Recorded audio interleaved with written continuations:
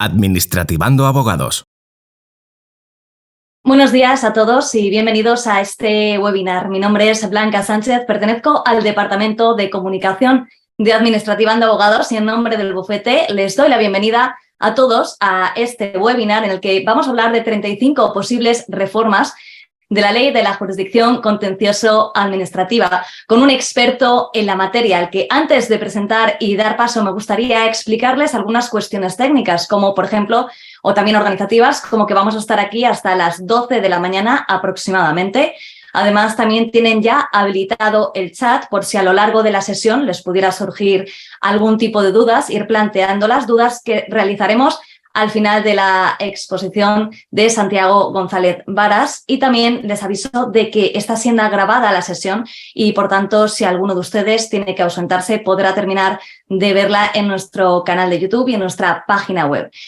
Por último, me gustaría pedirles, si fueran tan amables, de apagar sus micrófonos y sus cámaras para no interrumpir la sesión de Santiago González Varas, al que ya paso a presentar, catedrático de Derecho Administrativo en la Universidad de Alicante, doctor honoris causa por la Universidad Nacional de Córdoba de Argentina, doctor en Derecho y profesor titular de la Universidad de León, doctor en Derecho en Alemania. Ha escrito numerosos libros jurídicos de derecho público y artículos publicados en revistas jurídicas en España y en el extranjero, en países como Alemania, Italia, Francia, Reino Unido, Argentina. Además, entre sus diferentes manuales convendría destacar el Tratado de Derecho Administrativo, que son 4 volúmenes de 1.500 páginas cada volumen, asesor del Parlamento Europeo y del Gobierno alemán en sendas ocasiones. Ha colaborado también en la redacción de reglamentos, ha obtenido diversos premios, como el Premio Nacional Poder Judicial de 1993 o Primer Premio Perebulga de la Generalitat de Valencia en 1995, becario Humboldt, becario de la Fundación Thyssen, miembro de la Real Academia de Jurisprudencia y Legislación, y una de sus principales contribuciones que nos gustaría destacar es que ha aportado ideas al desarrollo del derecho administrativo y algún reflejo del mismo en la legislación o dictámenes del Consejo de Estado. Además, también él, desde su punto de vista teórico y práctico como abogado, asesora a instituciones y administraciones, y algunas de sus ideas y tesis fundamentales están en la ley que hoy vamos a revisar de su mano. Santiago, buenos días. Buenos días, pues las gracias a vosotros, sobre todo a Antonio Benítez. Muchísimas gracias por su confianza. Es todo un privilegio estar aquí con ellos y vamos a disertar hoy sobre el contencioso administrativo. Claro, ya uno tiene una edad avanzada. Yo empecé con esto cuando era muy jovencito y sigo. Y dentro del derecho administrativo tengo que confesar que es la parcela que más me gusta, ¿no? Esto dentro del derecho, que es algo tan árido, conviene también quizás precisarlo, porque uno se aburre de muchas cosas. Pero a mí el contencioso administrativo tengo que confesar que me produce todavía cierta pasión, ¿no? Es decir, dentro del derecho quizás es lo que me gusta. Es una materia que he abordado desde todos los flancos, ¿no? Desde el punto de vista muy teórico, muy teórico. Desde el punto de vista legislativo, es verdad que hay algunas cosas, por ejemplo, en materia de las vías de hecho, que creo que dentro del mundo doctrinal, que es muy duro y que se reconoce siempre poco a los demás, pero creo que ahí sí está reconocido, ¿no? Que pude haber influido, igual que en las pretensiones, el tema de acciones procesales en la redacción de la ley vigente, ¿no? Del 13 de julio del 98. Y después también como abogado, en efecto, pues también he ejercido y conozco estas materias. Ahora con las restricciones universitarias, pues se hace lo que se puede dentro de la legalidad universitaria. Y así estamos con esta materia, tanto en lo teórico como en lo práctico, y compartiendo sufrimientos muchas veces, ¿no? De esta jurisdicción y de todas en general, pero esta quizás de manera particular sí que da algunos sinsabores, ¿no? Como suele afirmarse por doquier, aparte de las satisfacciones que también te da todo juicio cuando terminas de manera exitosa, ¿no?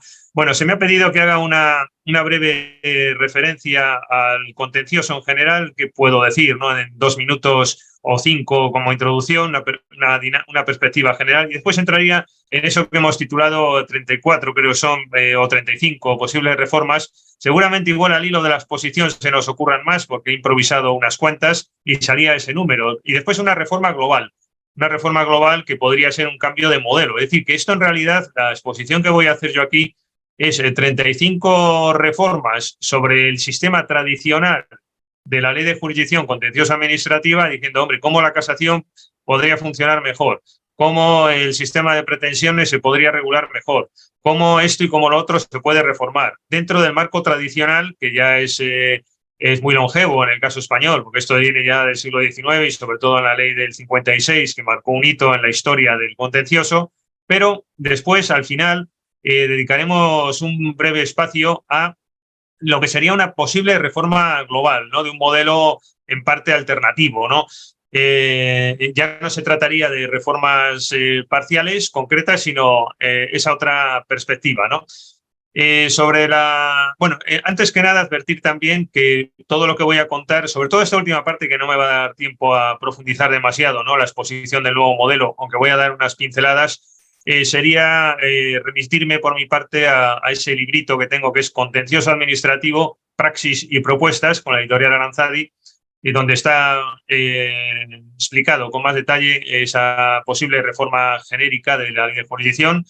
Y después, obviamente, lo que se ha dicho antes, el Tratado de Derecho Administrativo, el tomo 2, que va comentando artículo por artículo la ley de jurisdicción, pues todo lo que yo aquí no explique estaría narrado en ese tratado, en el tomo 2 de comentarios a la ley de jurisdicción contenciosa administrativa. Bueno, esto es simplemente por aclarar de dónde procede lo que voy a contar, ¿no? Simplemente. Tenemos dos leyes, en efecto, en comparación, la ley del 56, la ley del 98. Parece que cuando se habla de esta materia sale siempre esta cuestión. La ley del 56 fue una gran ley. Es un modelo que incluso creo que dentro de los debates posibles se podría volver incluso intacto a él, porque tiene una sencillez magistral en cuanto a la introducción del contencioso mediante un recurso único, única acción procesal, que vehicula todo tipo de peticiones, que mediante la congruencia se consigue un pronunciamiento judicial coherente o congruente con lo pedido. Pero tenemos también la posibilidad de un modelo un poco más subjetivo, yo creo que más adaptado a la Constitución española. Y la ley del 98, lo que pasa es que se quedó un poquito, en mi opinión, a medias entre el modelo más objetivo dentro de lo subjetivo, porque la ley del 56 tampoco es que sea un modelo objetivo pleno de control de legalidad y se olvide de las pretensiones de los particulares. De hecho, el artículo 1 ya empieza diciendo eso, ¿no? Que se conoce de las pretensiones, que se deduzcan de los actos, etcétera, y que no es un modelo objetivo a la francesa, decimonónico, de legalidad de acto, ni mucho menos, pero es verdad que arrastra esa concepción, indudablemente también. Y después tenemos una concepción más subjetiva. Yo, a mi juicio, creo que es más ajustada a la Constitución española, que creo que la ley del 98 dio un paso adelante, pero no lo hizo muy bien al final en ciertos aspectos y está provocando una cierta confusión. Este tema al final va a llevarnos al corazón del contencioso. El corazón del contencioso administrativo es el sistema de pretensiones. Ese es el corazón. Igual que hay el corazón, el hígado, los riñones, pues el corazón es el sistema de pretensiones, es de lo que depende todo que funcione después armónicamente. Pues después se puede hablar de la acumulación o se puede hablar de la legitimación o del acuerdo para litigar o de lo que sea, ¿no? Pero ese tema es el que impulsa, ¿no? El que da la esencia, el tema de las pretensiones y el artículo 1 que define el modelo por el que optamos. Esos dos temas yo creo que son claves y al final en la praxis se va a notar si se opta por una concepción, por otra, etcétera, ¿no?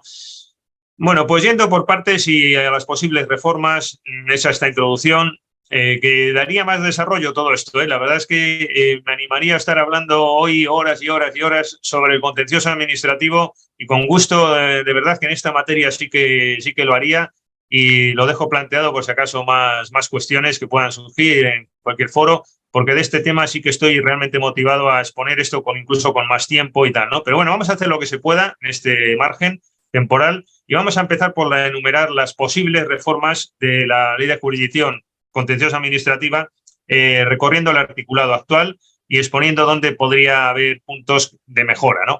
Lo primero que se podría mejorar, a mi juicio, es el primer artículo. El artículo 1, ahora se dice que la jurisdicción contenciosa administrativa, su objeto son las pretensiones que se deduzcan de las actuaciones de la administración, etcétera. sigue arrastrando la lógica, a pesar de que se menciona la pretensión en primer lugar, pero sigue arrastrando la lógica de la actuación, ya no es el acto, es la actuación, etcétera. Yo creo que, en conclusión, porque voy a ir un poquito más rápido para que me dé tiempo a exponer cosas y después si hay preguntas lo aclaro, pero creo que el artículo 1 debería decir otra cosa, ¿no? Debería decir que la jurisdicción contencioso-administrativa tiene como finalidad la tutela de los derechos e intereses legítimos de los particulares en sus relaciones jurídicas con la administración y sus entidades cuando realicen funciones administrativas. Yo creo que este sería el artículo 1 tal cual. Olvidarnos ya de eso de la pretensión y del acto y tal. Yo creo que es mejor la tutela. Para ajustarnos primero a la Constitución, esto tiene mucha connotación, diríamos, filosófica de fondo, ¿no? De la concepción subjetiva del contencioso. El contencioso está para tutelar los derechos e intereses de los justiciables en las relaciones jurídicas. Es que esto de la relación jurídica tiene una connotación también muy fuerte, incluso dentro de lo que se puede hablar en derecho de ideología, ¿no? También más ajustada al particular, más democrática, etcétera. Y después también afirmar, como hemos visto, el contencioso administrativo controla los derechos e intereses de los ciudadanos o de los justiciables en las relaciones jurídicas con la administración cuando se realicen funciones administrativas, hemos dicho ahí. Esto me parece también importantísimo, no solo para adaptar el artículo 1 al artículo 24 de la Constitución, que sigue una concepción distinta a la ley del 56 y a lo que recoge inconscientemente la ley del 98 todavía, pero sobre todo para adaptar el artículo 1 a la ley de jurisdicción, que es el que define qué es esta jurisdicción, qué pretendemos de ella, qué queremos de ella y cómo la definimos. Bueno, pues adaptarlo también, no solo al 24, sino también a la jurisprudencia del Tribunal de Justicia de la Unión Europea, que desde hace 20 años, y yo, perdonad, pero modestamente insistí mucho cuando empezaron a surgir estos fallos funcionalistas o funcionales del Tribunal de Luxemburgo, que ya por influencia, yo creo que esto viene del derecho alemán, porque ya saben que el derecho europeo pues coge de aquí, coge de allá, y estos criterios funcionales, yo lo propugnaba ya todo esto en los años 80, 90, bueno, más bien 90, lo propugnaba al hilo ya del derecho comparado, del derecho alemán, donde se sigue esta concepción funcionalista, que yo creo no todo en Alemania es bueno y en el contencioso no todo lo es, y en otras materias tampoco. Yo en mi segunda tesis doctoral, por ejemplo, fue propugnar el contrato administrativo español en Alemania, que era una bomba, la verdad. Así todo me aprobaron la tesis doctoral. Pero en esto del contencioso creo que sí que está algo mejor allí. No vamos a llegar a la complicación del sistema plural de acciones procesales, tampoco me parece acertado eso. La ley de 56 es verdad que es muy sencilla, en que sirve de vehículo único a todo tipo de acción, de pretensiones, etcétera, pero creo que se puede hacer una fórmula intermedia, pero bien hecha, no como se ha hecho en la ley vigente del 98, que es un auténtico caos y un despropósito cómo está funcionando el sistema de pretensiones, como tendré ocasión de decir, porque es uno de los aspectos más lamentables de la praxis actual. Les contaré incluso una sentencia reciente de un juzgado de lo contencioso, no voy a decirlo por no ofender al magistrado, pero desde luego muy criticable en las anomalías que está produciendo el sistema de dos acciones que no se aclara uno cómo funcionan, es decir, la acción de inactividad, la prestacional y la otra. Pero bueno, yendo por partes, no me quiero desviar, aunque les quiero animar, ¿no?, a lo que va a venir para que sigan en pantalla. Pero yendo por partes, estamos hablando de los criterios funcionales. Esto tiene una gran virtualidad, porque el derecho español, que era estatutario, era subjetivista en la concepción del derecho administrativo, dejaba esta puerta abierta de que cuando se realizaran funciones por entidades de derecho privado, pues ya se eludía el contencioso, se eludía el sistema de garantías. Pues bien, qué sencillo poner esto, que el Tribunal de Luxemburgo lo lleva diciendo tiempo, que lo hemos incorporado al final a la ley de contratos del sector público, por ejemplo. Satisfacción de interés general es lo que define cuándo aplicar la ley de contratos y cuándo no aplicarla. Esto nos llevaría también, abrimos otra ventana, ¿no?, diríamos, de otro gran tema, la concepción funcional, etcétera, ¿no? Bueno, pues en definitiva, aquí también el contencioso entendería tutelaría esos derechos e intereses de los particulares en las relaciones jurídicas con la administración cuando ésta o sus entidades cumplan funciones administrativas. Ya tenemos ya el ámbito del contencioso, un ámbito funcional. Todo tipo de entidad, aunque sea de forma de derecho privado, pues va a quedar sujeta al contencioso cuando cumpla una función administrativa. Es verdad que esto es un criterio muy innovador, el que estoy diciendo, hace 20 años, porque había un problemón en la ley de procedimiento, en la ley de contratos, en todas las leyes, que cuando las entidades de derecho privado se eludía el contencioso y el sistema de garantías. Afortunadamente, en gran medida, gracias al Tribunal de Luxemburgo, hemos ido haciendo funcional el derecho administrativo, y menos estatutario y menos subjetivista. Yo esto creo que es un gran avance a la luz del derecho europeo, que nos ha ido ahí obligando a convertirnos en funcionales, ¿no? En la concepción de derecho administrativo de este signo. Y creo que es un gran acierto para tener un criterio claro cuando se opere por la administración y sus entidades conforme al derecho privado. Si tienen forma jurídico-privada, da lo mismo, es irrelevante, porque lo que importa es la función. Bueno, lo dejo ahí porque nos llevaría a hablar más de esto, pero segunda reforma posible, al hilo de esto, y mencionar también el levantamiento del velo. Claro, si la ley administrativa, como hace la ley de contratos, ya sigue la corriente funcional y ya introduce el contencioso cuando se cumpla función de satisfacción de interés general por parte de la entidad contratante, bien, se resuelve. Pero cuando haya una resistencia o haya un caso al margen de la ley de contratos, o sea de patrimonio, o sea de contratos, o de lo que sea, en virtud del cual, en ese caso, la entidad en cuestión tiene forma jurídico-privada y cumple una función administrativa y se está eludiendo el sistema de garantías o del derecho administrativo, ahí tiene que haber técnicas de control, actos separables, levantamiento del velo, sobre todo, es muy práctico, muy operativo, se levanta el velo, se observa el tipo de función, se observa que la entidad está adscrita al sector público, su capital más del 50%, y tenemos un criterio clarísimo y sin problemas para aplicarlo, como hace el Tribunal de Luxemburgo todos los días. En tanto en cuanto haya resistencias del legislador a seguir este criterio funcional, la jurisdicción tiene que abrirse. Y en la ley de jurisdicción hay que poner que se abra el contencioso por el levantamiento del velo, que es la institución lógica para evitar el fraude de ley administrativa, cuando así lo entienda el juzgador. Y de esa manera tenemos un criterio operativo para cuando no haya una adecuación entre la satisfacción de interés general, la función administrativa y el tipo de control. Cuando haya una resistencia y haya una función administrativa, eso se tiene que poder acceder al contencioso por parte de la persona que sufra indefensión, que sufra un perjuicio, que no lo hayan podido dejar licitar porque la entidad es de derecho privado y no se ha seguido las reglas de tal o de cual. Todo eso tiene que estar previsto en la ley de jurisdicción, creo. En el borrador, por cierto, yo estaba muy pendiente, era joven, pero estaba muy pendiente de la reforma de la ley de jurisdicción y estaba muy en contacto con tal, y eso habría incluso alguna anécdota que contar de por qué al final no se introdujo, igual que no se dio el último salto en el tema de las pretensiones, quedó a medias la ley de jurisdicción. Yo creo que es el modelo ya de aportar más claridad, ajustarlo a la jurisprudencia de Luxemburgo, etcétera, etcétera. Este tema del concepto de actuación que aparece en el artículo 1, si se quiere dejar, o donde aparezca lo de la actuación. Claro, la ley del 98 da un saltito adelante y dice, bueno, yo destrono al acto administrativo, pongo la actuación. Bueno, pues ya hemos dado un poco, hemos acudido un poco ya al acto, a la administración, hemos compensado, pero sigue siendo insuficiente. Creo que mejor es olvidarse de acto-actuación. Todo esto, tal como he dicho el artículo 1, mejor. Pero bueno, la actuación en general, en el marco del contencioso, se ha introducido este concepto y no está funcionando. No se impugnan directamente las actuaciones. No hay una pretensión para que se realice una actuación específicamente, ¿no? Te tienes que ir siempre a la creación del acto por el plazo de los 3 meses de silencio, presunto o expreso. Seguimos con esa lógica. ¿Para qué ha servido esto de la actuación del artículo 1 realmente? Pues ha servido para poco, para nada o para introducir confusión.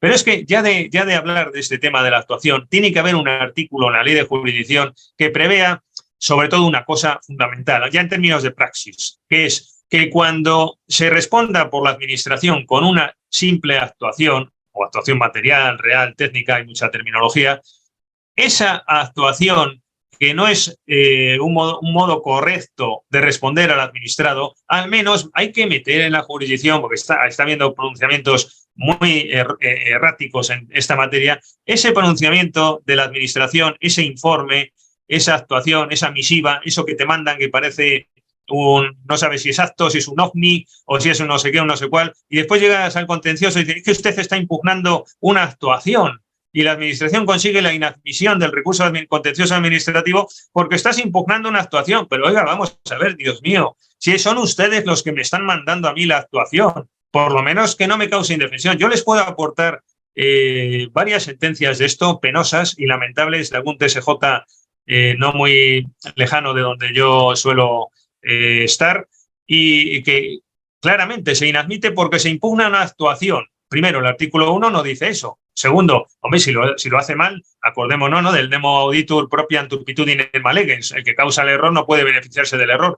Bueno, pues hay que poner un artículo en la ley de jurisdicción que cuando se responde con una actuación por parte de la administración no puede sacar beneficio procesal. Eso tiene que ser directamente recurrible, solo faltaría. También es otro tema que nos daría más que hablar, pero ya son y 26, estoy viendo en el ordenador y no me quiero tampoco, estamos todavía en el artículo 1, entonces vamos a ir avanzando.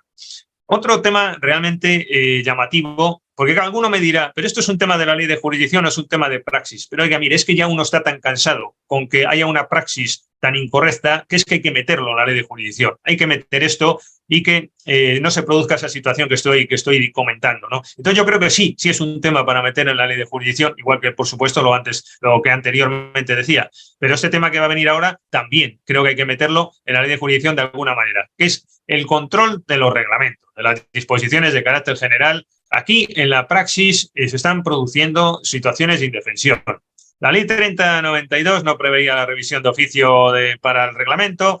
Perdón, sí la preveía. Después viene la ley 499 y la anula, la quita. La ley del 39 de 2015 mantiene esa tendencia y entonces en conclusión no tenemos una revisión de oficio, una acción del particular para pedir la revisión de oficio cuando se trate de anular un reglamento, una disposición de carácter general. Bueno, vale, bien. Tenemos el plazo de los 2 meses de la firmeza de la norma reglamentaria y no hay más. Y entonces, ¿qué ocurre cuando el problema jurídico que tiene el justiciable, que puede ser también otra administración, que el problema jurídico que tiene el justiciable, ¿qué ocurre cuando surge años o meses después del plazo de impugnación que se ha cerrado por la firmeza del acto, perdón, en este caso del reglamento, de los 2 meses? Bueno, pues hay continuas sentencias que te dicen que tienes que haber recurrido el reglamento del año 82, que tienes que haberlo recurrido porque como ya se le pasó a usted el plazo en el año 1982, no me puede venir a criticar un reglamento porque no hay acto de aplicación que recurrir por el contencioso indirecto.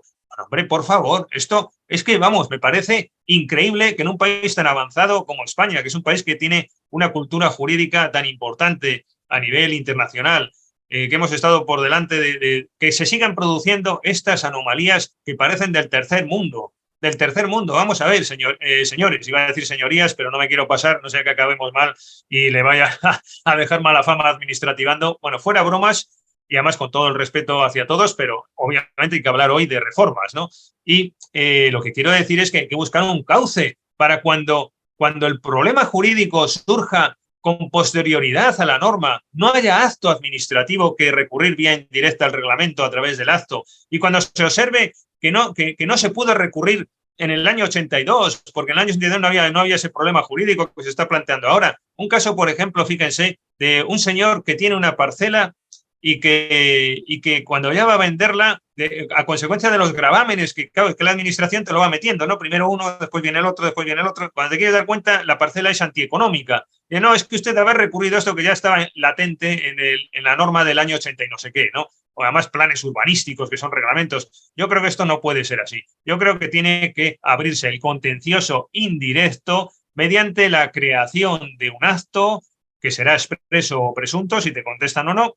Y el contencioso administrativo indirecto, ya que estamos en un país de contencioso al acto que sigue estando ahí metido en la médula de la ley, ya que estamos en ese sistema, hombre, qué menos que me dejen a mí crear un acto para impugnar un reglamento. Y se observa que no es un fraude de ley. Para eso está el fraude de ley y los jueces lo tienen que examinar. Si yo metiendo un contencioso en el año 2023 estoy actuando de manera fraudulenta porque es verdad que tuve que haber recurrido el reglamento del año 2023 de enero, vale, sí, ahí me lo puedo creer, se le pasó a usted el plazo de impugnación del plan general, ahora me está pidiendo una reclasificación del suelo, haberlo hecho eso en el marco del plan general, bien, pues se inadmite el contencioso indirecto, bien, no me vale la petición que crea un acto y tal, no me vale, bien, pero hombre, pero que solo puedas plantear el contencioso indirecto, que hay sentencias a patadas que están diciendo esto, cuando el acto lo crea la administración, cuando la relación jurídica procede de la administración. ¿Y por qué no mía? ¿Por qué no de otra administración o del particular? Que soy el que genero el acto administrativo. Ya que estamos en un modelo de actos, hombre, por favor, dejemos el contencioso indirecto, máxime cuando han cerrado la acción de revisión de oficio contra el reglamento. Algo tiene que haber aquí. Yo creo que eso, con cautelas para que los jueces discrecionalmente puedan decir cuándo sí y cuándo no, pero no cerrarse en banda al 100% de los casos. Esto tiene que examinarse para ver si hay fraude de ley, de que el particular se le pasó el plazo o no se le ha pasado el plazo, y es el único mecanismo que tiene de defensa. Yo esto lo he elaborado en un texto que he llevado a cabo, quizás lo publique también, o en Es Público, estas publicaciones menores, quizás haga una de estas también, de que los reglamentos, esto que les estoy contando, creo que con 3 criterios que me he establecido yo aquí. La necesidad jurídica del particular, claro, la necesidad, después volveremos sobre esto, la necesidad jurídica, cuando hay una necesidad jurídica, esto sí que es alemán, ¿no? La Rex sus Bedürfnis, cuando ese sí tiene que ser el criterio angular en un contencioso objetivo, no el acto, la actuación, no, es la necesidad jurídica del particular. ¿Es el único mecanismo disponible para salvar una situación de indefensión?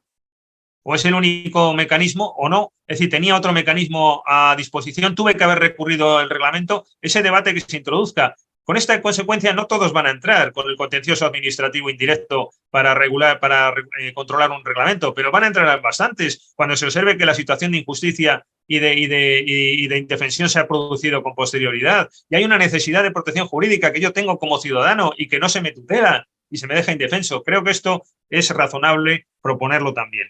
Saltando o avanzando en la ley de jurisdicción, la 5ª reforma, los temas de responsabilidad patrimonial de la administración pública. Creo que hay que regular en el contencioso clarificando esta materia. Es un auténtico caos cuando uno tiene que introducir un procedimiento de responsabilidad patrimonial al margen del caso sencillo de que voy por la acera, me caigo y reclamo al ayuntamiento. Bueno, ahí hay una relación jurídica. Cuando se entrometen otras administraciones particulares que no me contestan, que introduzco un procedimiento y no se hace nada, irresponsabilidad concurrente. Hay un margen, hay un ámbito ahí que regular bien.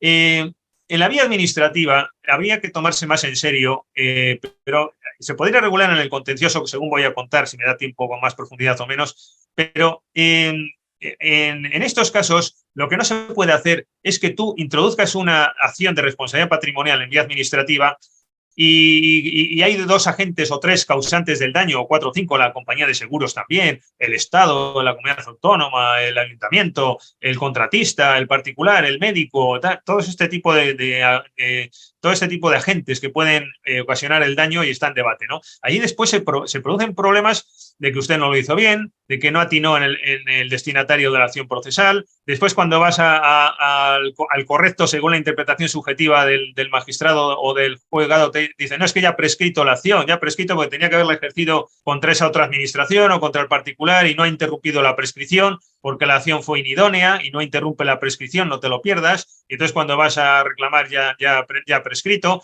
Todo este tipo de cosas por culpa de que no se tramitan los procedimientos de responsabilidad patrimonial bien, creo que las consecuencias negativas procesales tienen que recaer en todo caso en la administración o nunca en el particular.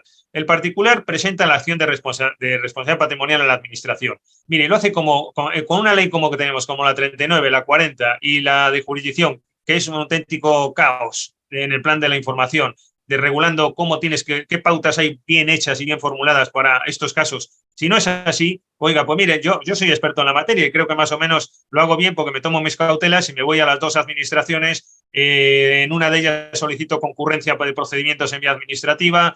Me tomo mis cautelas, después estoy muy pendiente del silencio, si la otra responde, acumular en el contencioso, pero claro, lo que no es tolerable, incluso un abogado civilista que no conoce estos entresijos nuestros del contencioso, yo creo que es que se tiene que volver loco el hombre, ¿no? Y ya los expertos tenemos dudas. Pero bueno, esto lo que no puede ser es que obtenga provecho la administración en el proceso de no haber tramitado los procedimientos bien. Usted, si considera que era otra la administración responsable, no me lo diga en el contencioso para liberarse de la responsabilidad y un enredo formal que al final el particular encima tiene que pagar costas. Resulta que al que le causan el daño sufre el daño, no hay sentencia y por temas formales, etcétera. Pues no, señor, mire, si usted no ha tramitado la vía administrativa, esa es su culpa. Y a mí me dan un juicio de fondo, o se busca una solución, o le llaman al otro en el proceso, o lo que sea, pero a mí que no quiero tener riesgos, quiero tener garantía de que o bien se tramita esto bien en la vía administrativa o meter en la ley de jurisdicción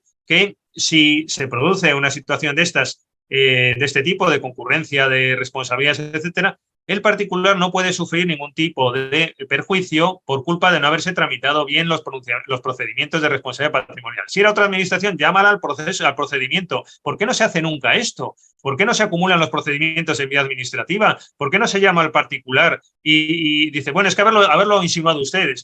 Es verdad que yo también lo aconsejo, ¿eh? Cuando hay acciones de este tipo, tú mete a todos, mete a la acción e intenta que haya después acumulación de procedimientos, menciona a quién puede ser el cocausante del daño. Es verdad, también tienes una carga como recurrente o reclamante, tienes una carga de hacerlo bien. Pero vamos a ver, en definitiva, si no lo has hecho bien, no puede recaer ninguna consecuencia negativa de inadmisión en el proceso o de no enjuiciamiento del fondo. Hay que obligar a los órganos jurisdiccionales a que entren en el fondo o se solventen estos problemas en el proceso. Daría también más juego esto, pero no voy a extenderme más. Pero otra reforma más en este contexto, que es ya en lo puramente procesal. Los contenciosos administrativos en que se acumula una acción de responsabilidad patrimonial a una acción de anulación del daño, que esto es muy común, que yo voy a la anulación del daño simplemente y después pido responsabilidad patrimonial derivada de la anulación del daño, etcétera. Bueno, pues queda inseguro, no estás tranquilo como recurrente, no tienes la seguridad necesaria para estar con esa paz procesal que necesitas y no ese desasosiego de que a ver esto cómo lo va a entender el juez, de que me digan que la acción segunda de responsabilidad patrimonial que he adjuntado a la de acción anulatoria contra lo que sea, pues que me digan que eso, como el contencioso revisor, no ha seguido el procedimiento de responsabilidad patrimonial de los 6 meses de silencio, bueno, o el procedimiento de lo que sea, vamos, quiero decir, el procedimiento de responsabilidad patrimonial, ¿no? Con su tramitación y en su caso los 6 meses de silencio o lo que sea, ¿no?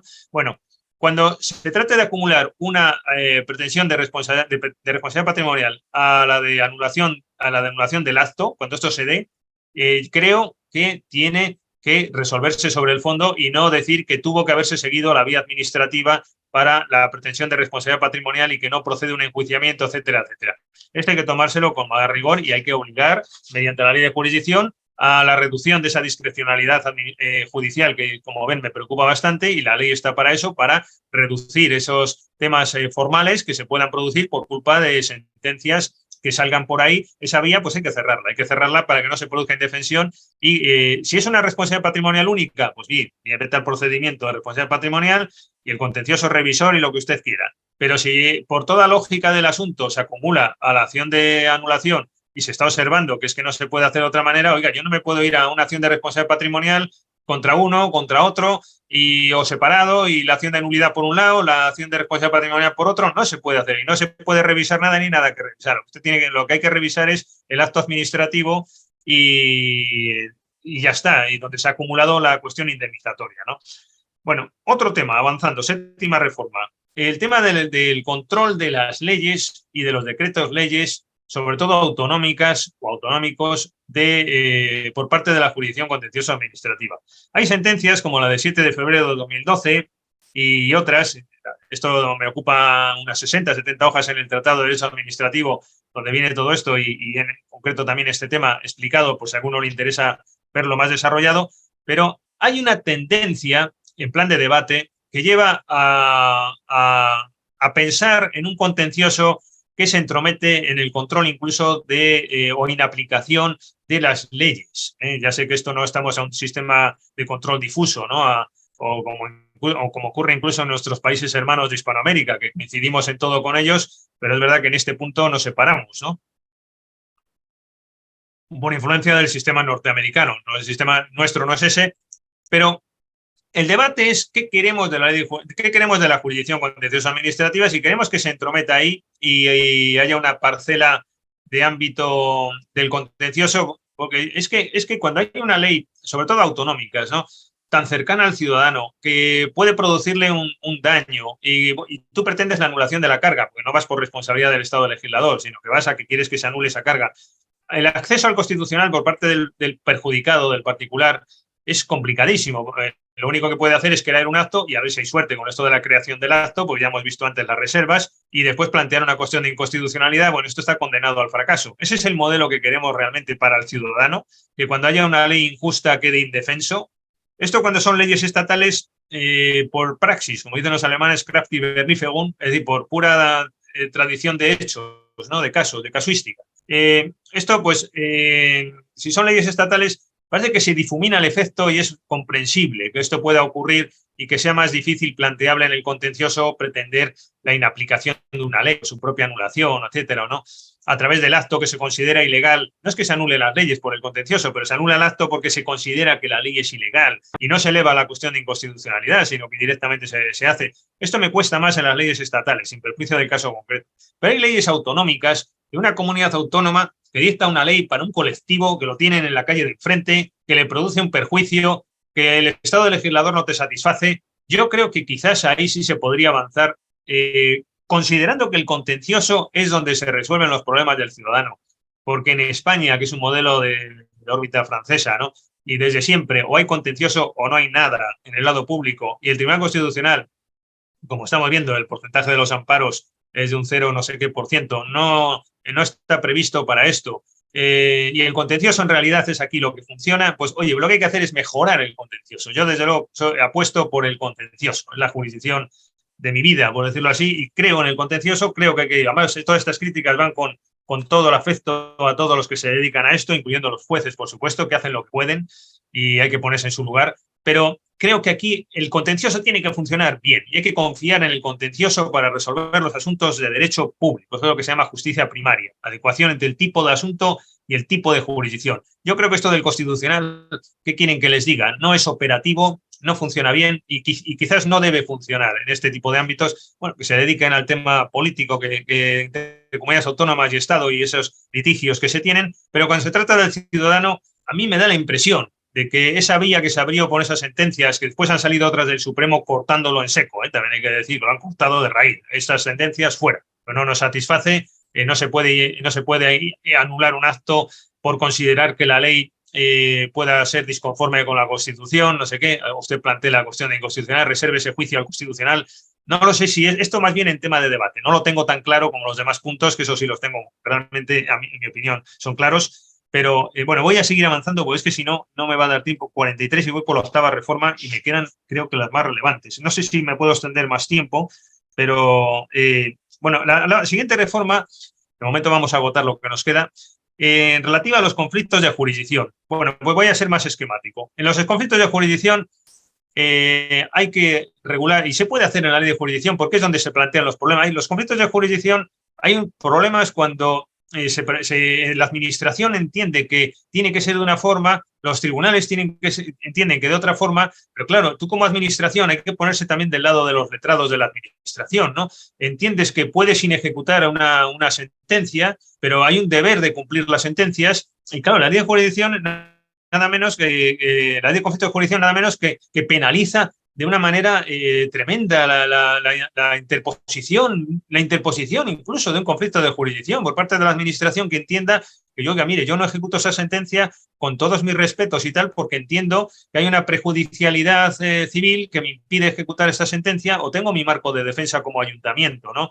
Hay en la legislación hay auténticas penalidades más y más contra el responsable que pueda tomar ese criterio. El alcalde le tira la papeleta al secretario del ayuntamiento. El secretario del ayuntamiento le dice al letrado del ayuntamiento que sea él el que asuma las responsabilidades de multas u otras que puedan derivarse por plantear un conflicto de jurisdicción de manera improcedente. No, es que en estas condiciones, ¿quién trabaja en una administración y quién plantea un conflicto de jurisdicción cuando realmente te pueden después decir esto por parte del magistrado, que es además el que está sensibilizado con que le puedes inejecutar su sentencia? Creo que hay que establecer claramente, quitar a mi juicio es improcedente totalmente ese tipo de medio amenazas de que si usted me pone un conflicto de jurisdicción, pero esto lo ha hecho el legislador, no lo ha hecho la judicatura, y entonces va a haber responsabilidades contra usted y tal. Yo creo que eso quitarlo.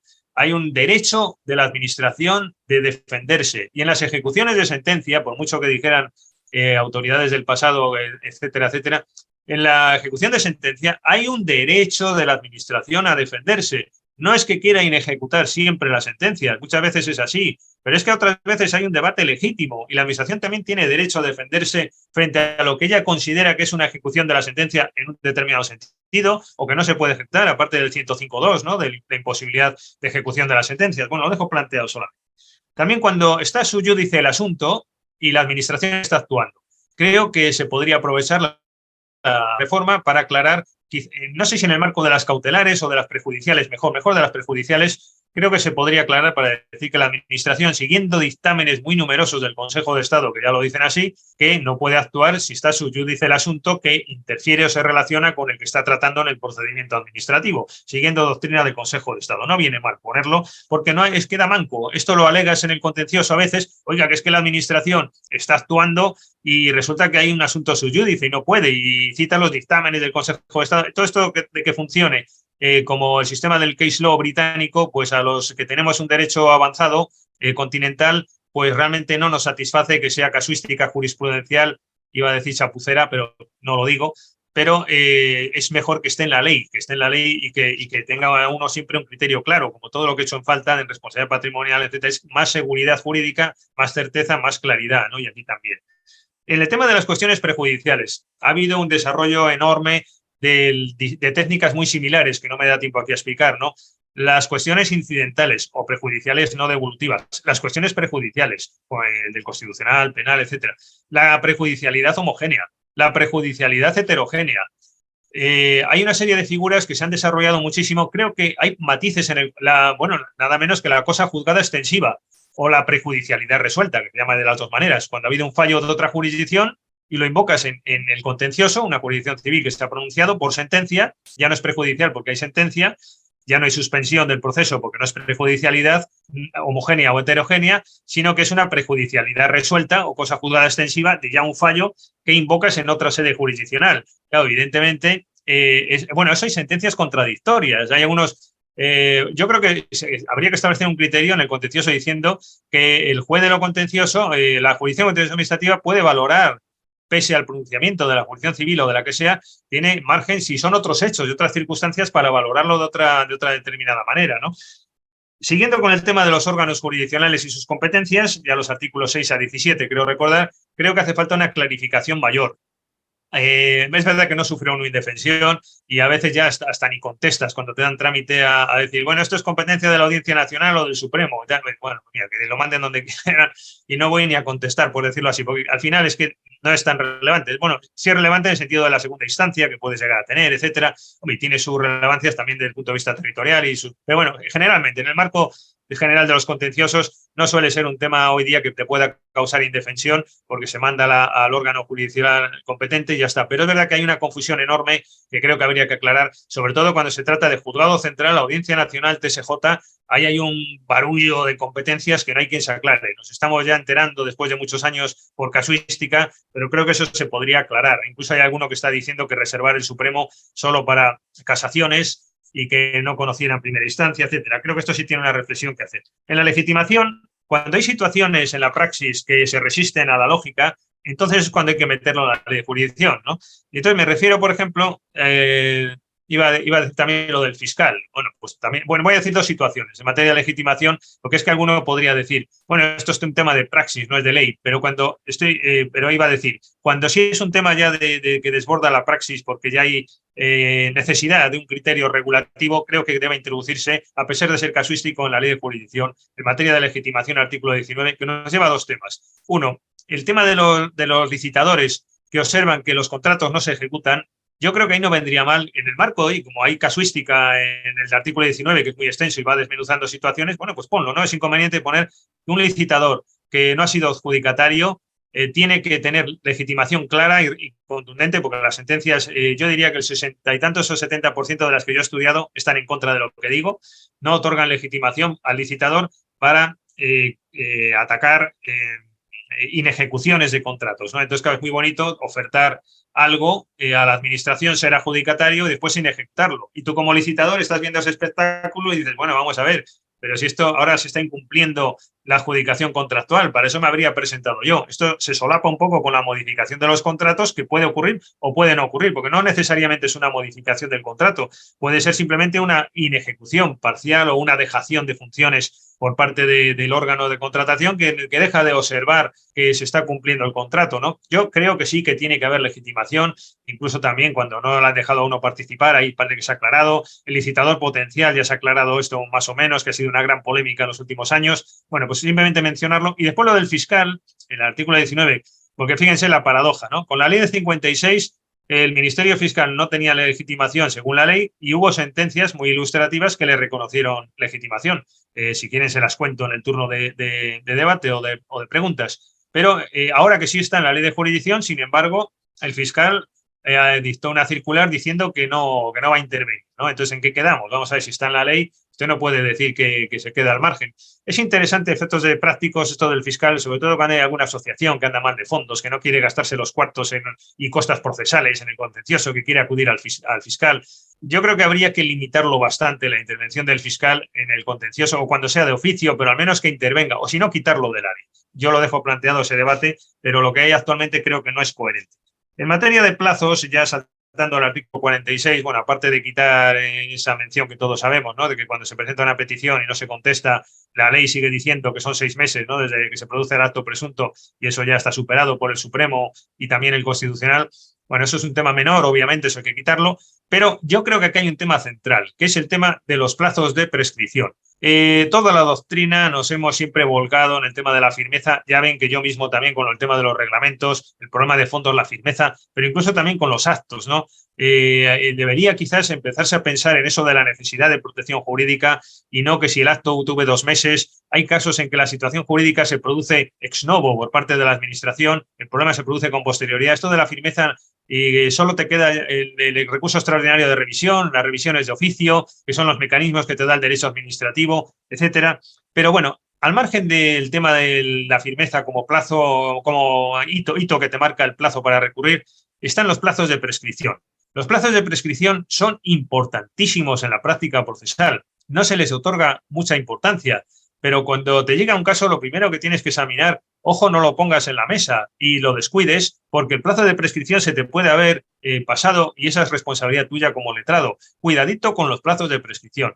Y después, en conclusión, creo que se puede meter en la ley de jurisdicción, en este contexto de los plazos, alguna regulación y en general creo que habría que ir a una reflexión sobre los plazos de prescripción uniforme. Yo no veo lógica a que el plazo de responsabilidad patrimonial sea de 1 año, desde que se dicta la sentencia y se notifica, o desde que se tal y cual, desde que se produce el hecho que origina el daño. No veo que ahí tenga que ser 1 año y en responsabilidad extracontractual, que además es tan limítrofe con la responsabilidad patrimonial, sea un plazo 4 veces superior, que en otros casos sean 5, en otros 4, por lo menos unificar. En la responsabilidad patrimonial, viendo los atropellos que se están produciendo de indefensión crasa en las demoliciones, cuando resulta que se ha dicho después en la judicatura por sentencia que se le ha pasado al particular el plazo para haber interpuesto la acción de responsabilidad patrimonial cuando hay una demolición, eso yo creo que hay que ponerlo en la ley o donde sea, pero en la ley de jurisdicción hay que ponerlo. El plazo de prescripción de la acción de responsabilidad patrimonial en vía judicial y tal,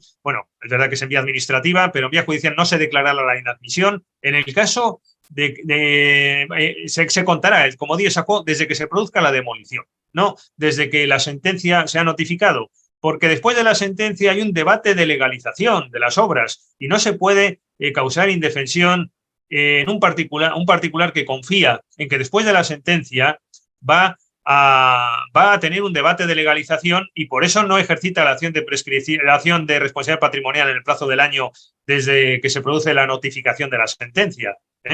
Bueno, pues eso tiene que aclararse porque es verdad que hay alguna sentencia que te dice, bueno, si la sentencia, no habla de la demolición y solamente anula la licencia, se puede plantear el debate de legalización con posterioridad y la acción prescribe 1 año después del último intento de legalización. Eso hay que aclararlo porque nos estamos jugando mucho, nos estamos jugando a la vivienda o el patrimonio de un particular y esto no puede depender de la incertidumbre de que a mí me digan que tuve que haber puesto la acción de responsabilidad patrimonial en vía administrativa en el plazo del año desde la notificación de la sentencia que anula la licencia. Pero, hombre, Dios mío, será desde que se produce la demolición o en todo caso desde que se agota el debate de legalización, dejar eso claro, ¿no? Y después esto de responsabilidad contractual, extracontractual, ese manejo que hay. Me estoy acordando de un caso de un contratista que ejercita un contrato que se había extinguido y era dudoso si la reclamación indemnizatoria de ese que había sido contratista en un debate que se relaciona con un contrato pero que el contrato ya se había extinguido, si era responsabilidad contractual o extracontractual. Claro, lo pones en bandeja, ¿no? ¿Verdad? No, hombre, pues esto es extracontractual. El plazo fue de 1 año. Ya se le pasó. Estos manejos discrecionales, cuando hay discrecionalidad, ¿no?, para interpretar prescripción contractual, extracontractual, eso no puede redundar en indefensión del particular por un criterio subjetivo, etcétera, etcétera. Yo creo que eso no puede, la anomalía de plazos entre un caso y otro, y si hay dudas interpretativas, no puede volcarse la sentencia en que esto es extracontractual para impedir el ejercicio de la acción por prescripción del año. Creo que esto debe corregirse también. Los temas de acumulación, esto sí que ya roza lo medio esperpéntico, ¿no? Porque la semana pasada veíamos que se reforma el artículo 37 y está, dicho cómicamente, para hacer un momento divertido en la sesión de hoy, si es que los anteriores no lo han sido demasiados.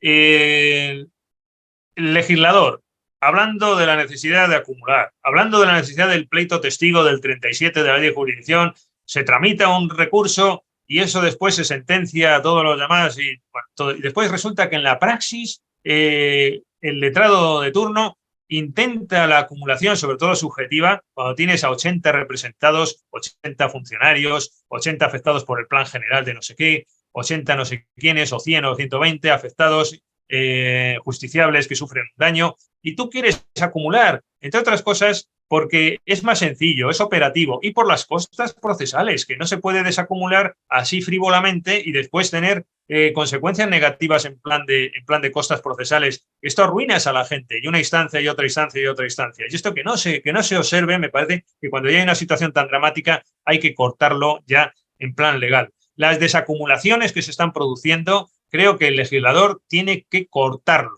Y porque además, si el legislador está diciendo que el 37 tiene que funcionar, pues que te vas a una acumulación, te lo desacumulan, subsidiariamente te vas al 37 y tampoco, y R que desacumular y desacumular. Al parecer computa como trabajo judicial, claro, es muy sencillo tramitar uno y que te valga para 100. Claro, he dictado 100 sentencias, ¿no? Esto hay que cortarlo, es que parece algo sorprendente, que se siga hablando por el legislador en esos términos y que en la praxis haya tanta desacumulación. Pero ¿cómo se entiende esta disparidad de criterios entre la teoría y la práctica? Bueno, esto daría también de sí para hablar de más cosas y con más detalle. La ampliación del recurso, otra reforma en el marco del 36, bueno, ajustarlo al marco jurisprudencial existente, de si el nuevo acto introduce contenidos respecto al presunto inicial que planteaste el contencioso, en el de la ampliación. Bueno, todo esto que sabemos todos, ¿no? Que se procederá o no procederá a la ampliación en función de lo que ya dice la jurisprudencia, ¿no? Si el nuevo acto aporta contenidos, estás obligado a ampliar, si no, no. Eso te salva en gran medida, porque generalmente el nuevo acto es verdad que no aporta nada y entonces la ampliación no sería necesaria. En los litigios entre administraciones, valga decir, voy a ir más breve, que creo que tiene que seguir el marco general del contencioso, no esta complicación que hay tan enorme de los requerimientos y tal, me parece que produce situaciones de inseguridad jurídica y no aporta nada. En la regulación del recurso contencioso administrativo, creo que tiene que citarse la pretensión, no solo el acto, identificarlo. Hay que identificar la pretensión, por lo que voy a contar después. En la contestación a la demanda se está produciendo un problema de reconvenciones. Voy a poner un ejemplo así rápido. Un contratista le resuelve en el contrato por incumplimiento y tú recibes ese acto administrativo y planteas el contencioso. Y resulta que piensas que la resolución culpable es del ayuntamiento, ¿verdad?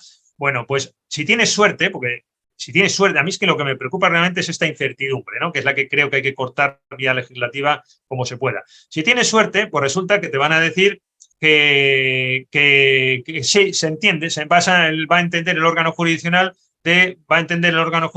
de las pretensiones reconvencionales, diríamos, ¿no? De que el incumplimiento culpable es de la administración. Y se va a entender. Pero es muy probable que te digan que eso no es objeto del proceso, porque el objeto del proceso es la resolución que te ha instado la administración culpable y tú te puedes defender frente a eso. Yo en la praxis recomiendo que en la seguridad existente lo que se puede hacer es formulas una petición, creas un acto expreso o presunto y después acumulas para conseguir evitar la inseguridad. Pero esto en el fondo es verdad que es reconvencional. Las sentencias ya saben, o si no lo saben se lo cuento, que la reconvención en el marco del contencioso no es procedente, ¿no? Entonces esto a priori no es procedente. Si tienes suerte con la judicatura, pues analizan el fondo del asunto y dicen si ha habido incumplimiento culpable de la administración. Pero realmente también te pueden decir que no es el objeto del proceso, porque no es un acto revisable, porque no hay un acto que tenga ese contenido. El contencioso revisa un acto y ese no es un acto y hay que crear un acto para eso y después acumularlo. Y que creo que esto hay que resolverlo pues directamente diciendo que en este tipo de contenciosos procede también sin revisar acto pues atacar a la contra y eso en el fondo pues es una reconvención. Pues bien, ¿por qué no? En materia de prueba, las ratificaciones, creo que hay que aclarar las documentales y periciales, cuando sí, cuando no, ratificaciones. Pues muy bonito que no haya ratificación y después que no se lean los informes, eso creo que no, tampoco es el modelo deseable. Y no sé, hay algo que hacer ahí. Los informes de cátedra creo que en el contencioso tiene que admitirse expresamente que sí son procedentes para equilibrar las presunciones a favor de la administración. Creo que es muy bonito decir, usted no presenta un informe de cátedra, un informe de autoridad. Bueno, usted valórelo más o menos, pero hombre, ¿cómo no va a presentar si hay una administración que tiene un poder tan enorme y todo el criterio de autoridad del funcionario, el criterio de no sé quién, los informes, un informe, otro informe, otro informe? ¿Y cómo luchas contra eso si no hay una persona con una cierta autoridad en la materia que pueda equilibrar el peso? Yo creo que los informes sí que deberían admitirse en el contencioso.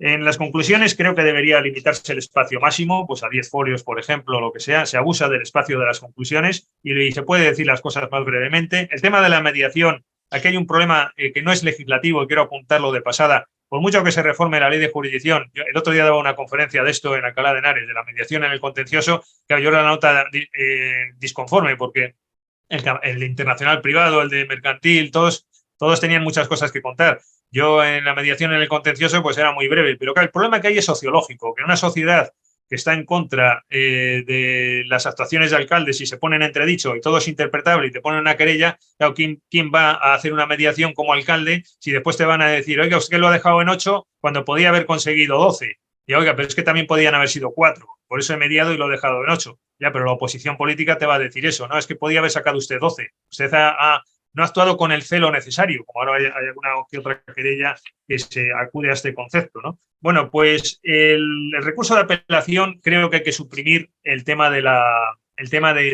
personación en el TSJ en 30 días. Bueno, más que suprimirlo hay que regularlo de otra manera. Se le puede pasar el plazo a cualquiera porque tú has formulado la apelación y te desentiendes y en el plazo de los 15 días te llega después la notificación para que te persones en el TSJ, que es un trámite que lo suele hacer el procurador, ¿no? Sencillísimo, y creo que esto hay que regularlo de otra manera. Es decir, por ejemplo, de oficio, que lo manden. Yo no sé, es que no entiendo para qué tiene uno que hacer ese trámite, que se te puede pasar el plazo, como algún colega que conozco que se le pasó el plazo porque no te has dado cuenta. Además, ¿para qué 30 días, no? Un plazo tan largo para esto. Yo creo que se podría hacer, buscar una fórmula para que no se produjera indefensión del justiciable por culpa de que su abogado o su procurador se les haya pasado el plazo. Bueno, pues hazlo de oficio, ¿no? Mándalo al TSJ y ya está, mándalo y nada más, ¿no? ¿Por qué esa personación con ese riesgo procesal? El tema bueno, me parece que me he saltado las pretensiones que tenía aquí, que es un tema fundamental. Sí, el tema de las pretensiones lo voy a contar, no sé que no me vaya a dar tiempo al final a culminar y este tema es crucial. Santiago, el tema de las pretensiones, dispone del tiempo que necesite. Sí, pues me alegro mucho porque voy a ir un poquito más despacio porque es que voy así un poquito apresurado hablando con la preocupación de transmitir más conocimiento y puede dar una imagen de un cierto desasosiego literario, ¿no? Como decía no se preocupe, el tiempo que necesite. Como decía Saramago, ¿no? El literato se dedica al desasosiego, hablando de Pessoa, ¿no? Bueno, pues entonces voy a ir un poco más calmado.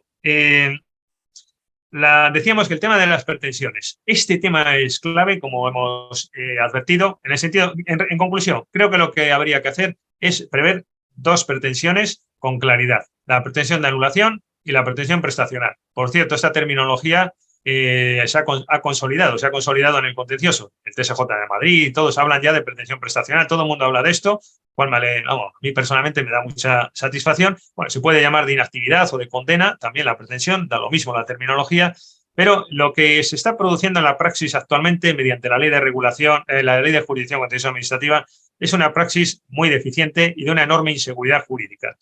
Y esto hay que aclararlo, porque si no, nos vamos mejor a la ley del 56. La ley del 56 era una acción única en la que tú planteas peticiones o pretensiones de todo tipo y por congruencia de la sentencia con el tipo de petición, pues se resuelve lo principal. Bien, es cierto que eso ha funcionado mal, porque ahora hay mucho idólatra también de esta ley del 56 y de ese modelo y de ese tal. Bueno, yo creo que, hombre, de lo malo, prefiero yo también la ley del 56, a la del 98 actual, según está, con esta inseguridad jurídica que ha provocado, es preferible hasta la ley del 56. Pero creo que no es un modelo lógico el centrarlo todo en el acto, que el juez no logras la certeza necesaria, ni la seguridad jurídica, ni la congruencia entre tu tipo de petición y el modelo de sentencia. Yo estoy pidiendo un pronunciamiento condenatorio y a través de una anulación, pues no es el cauce adecuado. ¿Qué quieren que les diga? A través de una anulación, pues no es para dictar condenas, y que esto sea un pronunciamiento anormal, el condenatorio en plan de definición del contencioso, que a priori esté desarticulado, esté desencajado el pronunciamiento condenatorio, que el juez, como ocurría con la praxis del 56, te pueda decir no tengo facultades porque es un pronunciamiento de un tipo condenatorio. Hay inseguridad, hay inadecuación entre lo que yo estoy pidiendo, que es algo condenatorio, algo prestacional, y el tipo de sentencia, que es anulatoria, más esos añadidos por la vía del restablecimiento de la situación jurídica individualizada. No está normalizado el pronunciamiento condenatorio. Este es un tema que tampoco quizás sea... es verdad que es muy importante por los efectos secundarios y por la concepción que subyace al contencioso, ¿no? Pero es verdad que con esos parches de la ley de 56, bueno, pues más o menos se funciona, ¿no? Se funciona, pero creo que, hombre, ¿por qué no hacerlo bien, no? Y también en el tema teórico, que tiene su importancia. Aquí no me da tiempo a explicar todo esto, pero hay una carga enorme en la posición que colocas al justiciable, la que colocas a la administración, la adecuación al artículo 24 de la Constitución. Hacerlo bien todo esto creo que no cuesta nada, y normalizar los pronunciamientos de condena, y creo que siempre es mejor que haya un cauce procesal para cuando haya una petición de hacer.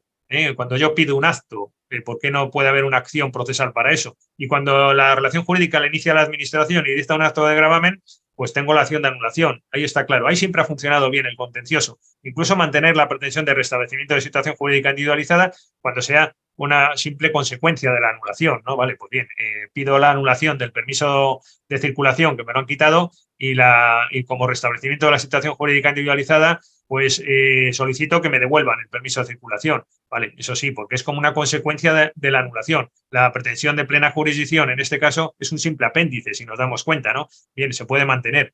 Pero cuando ya se trata de pedir un acto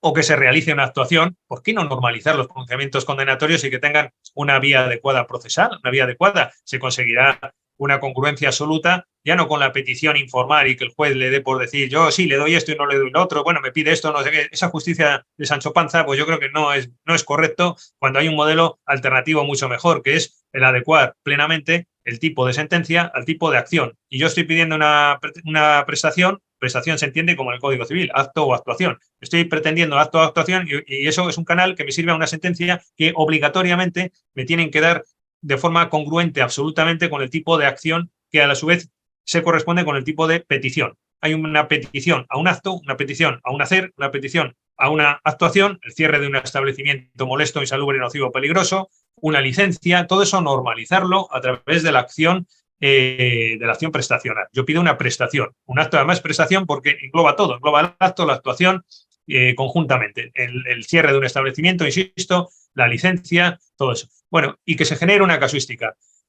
Y muy importante, todo esto no puede producir indefensión. Si el juez o magistrado considera en su interpretación subjetiva de lo procesal que esto es jus cogens y no debería ser interpretable, por eso no puede haber indefensión nunca en lo procesal. Si el particular opta por una vía que el juez considera que no es oportuna en el ejercicio de la acción procesal y procedía mejor la de anulación con restablecimiento de situación jurídica individualizada, etcétera, bueno, pues ahí lo que tiene que hacer es proceder el cambio de acción. Eso es lo que se llama el klage endego, el cambio de acción, que se hace de oficio y sin indefensión para el justiciable. Al juez le gusta más otro tipo de sentencia, él considera que se amolda más y su pronunciamiento se va a moldar más en lo pedido a otro tipo de acción procesal, y se cambia de oficio. O si no, en la sentencia, o bien cuando formulas el contencioso, por eso decía antes que hay que decir qué tipo de acción se ejercita, ¿no? Pero esto de manera antiformal, ¿no? No es el contencioso, no rige un principio de antiformalismo. Bueno, pues que sea de verdad, que no haya indefensión, ¿no? Pero ¿qué escenario tenemos ahora? ¿Qué escenario tenemos ahora con la ley de la ley 2998 de 13 de julio? ¿Qué escenario tenemos ahora? Pues miren, el escenario es auténticamente caótico. Es decir, un abogado, vamos a poner un ejemplo extremo, un abogado civilista que no domine la materia, que no sea como administrativando, ¿no? Como su propio nombre indica, un abogado que sea civilicizando, ¿no? Entonces, pues ese abogado se va al contencioso administrativo y lee la jurisdicción, lee el artículo 29, apartado 1, y dice, bueno, pues me voy a la acción de inactividad. Todos son problemas. Ese es un barco que va contra un acantilado, otro tiene aquí arrecifes, tiene todo tipo de escollos, ¿no? Ante la duda, mejor irse a la acción tradicional. Pides el acto mediante una solicitud se crea el acto expreso o presunto y eso ahí los jueces están más cómodos. Bueno, y ahí pides de todo. Ese es el modelo del 56 que se conserva intacto en la ley del 98. Se conserva intacto y puedes seguir olvidándote de la ley 98 y seguir con ese modelo. Y es lo más seguro generalmente, pero no siempre. Ojo, que es que ahí está el problema. La ley del 98 lo que pasa es que deja eso intacto. Esto fue una cuestión cuando se hizo la ley de jurisdicción por influencia del Supremo, me parece. Bueno, y deja eso intacto y de la abogacía del Estado. Y si en paralelo la ley del 98 introduce una acción prestacional de condena con el mismo plazo de 3 meses, etcétera, con otra lógica, ¿no? Y todo lo que pasa es que han montado un lío tremendo de que, claro, hay muchas sentencias que te dicen, no, es que tenía que haber sido la otra acción procesal, ya lo estás poniendo en bandeja, ¿no? No, es que resulta, sobre todo es cuando se va a la acción prestacional y el magistrado del órgano jurisdiccional interpreta que eres procedente de la otra acción, ¿no? Bueno, por cierto, es que si te vas a la acción prestacional, tiene más requisitos en la ley de jurisdicción que si la obligación esté concretizada, etcétera. Entonces siempre falla algo, ¿no? Siempre falla algo. Y hay muchas sentencias que te dicen, bueno, en realidad el particular quiso ejercitar la otra acción. Y entonces yo entro en el fondo. Bueno, bien, eso es lo que decíamos antes del Klage Endeavor, ¿no? El cambio de acción. Ahí lo están haciendo. Si se dan cuenta, esto funciona en la praxis de los últimos años. Todo eso que estoy contando tiene refrendo en la propia praxis jurisprudencial española, ¿no? Y se hace así. Y eso en el mejor de los casos, el juez que accede, ¿no? Es decir, se ha equivocado, esto yo lo voy a enjuiciar en la lógica, eso es cuando el juez observa que en el fondo tiene razón y le va a estimar el recurso, hay un problema de que a él no le gusta que se haya ido por la acción de inactividad porque considera que no es procedente, y dice, bueno, pues yo lo voy a analizar el fondo. Pero hay otro tipo de sentencias que te dicen, no, se ha equivocado de acción, y aquí no procede porque o no proceden los presupuestos complejos del artículo 29, apartado 1, que es un escollo más que una solución, o bien porque se ha equivocado de acción y entonces no procede a entrar en el fondo. Bueno, esto ya si lo enlazamos con el 29, apartado 2, de la ejecución de un acto ya declarado, eso tengo un librito, yo, bueno, lo tengo también incorporado en el Tratado de Derecho Administrativo, ahí sí que ya es caótico eso ya no voy a hablar de eso del artículo 29.2, y porque creo que es suficiente con exponer la problemática en torno al 29.1, ¿no? En síntesis, me pueden decir que no has ejercitado bien la acción. Pero bueno, ya el otro día que veo una sentencia de un juzgado de lo contencioso, que se va a uno, bueno, esto imagínense para mí, perdonen que lo personalice en esta ocasión, pero ya como ya soy un poco mayor, me lo voy a permitir.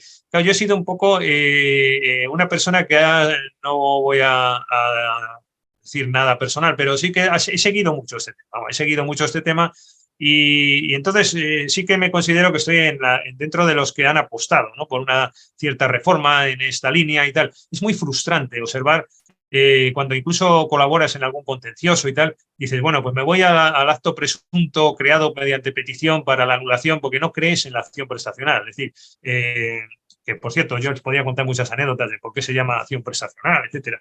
Bueno, pero en definitiva, no crees en la acción prestacional ni siquiera cuando has estado, no sé cómo, un poco en el proceso ahí de inspiración, ¿no? Digamos, en plan más modesto de inspiración, o si llega, o por lo menos de observador o de estudioso. Claro, es muy frustrante haber sido estudioso de esto y ver que no funciona y que tú mismo, ahí es donde quería llegar, tú mismo te vas al mecanismo tradicional de la ley del 56, ¿no?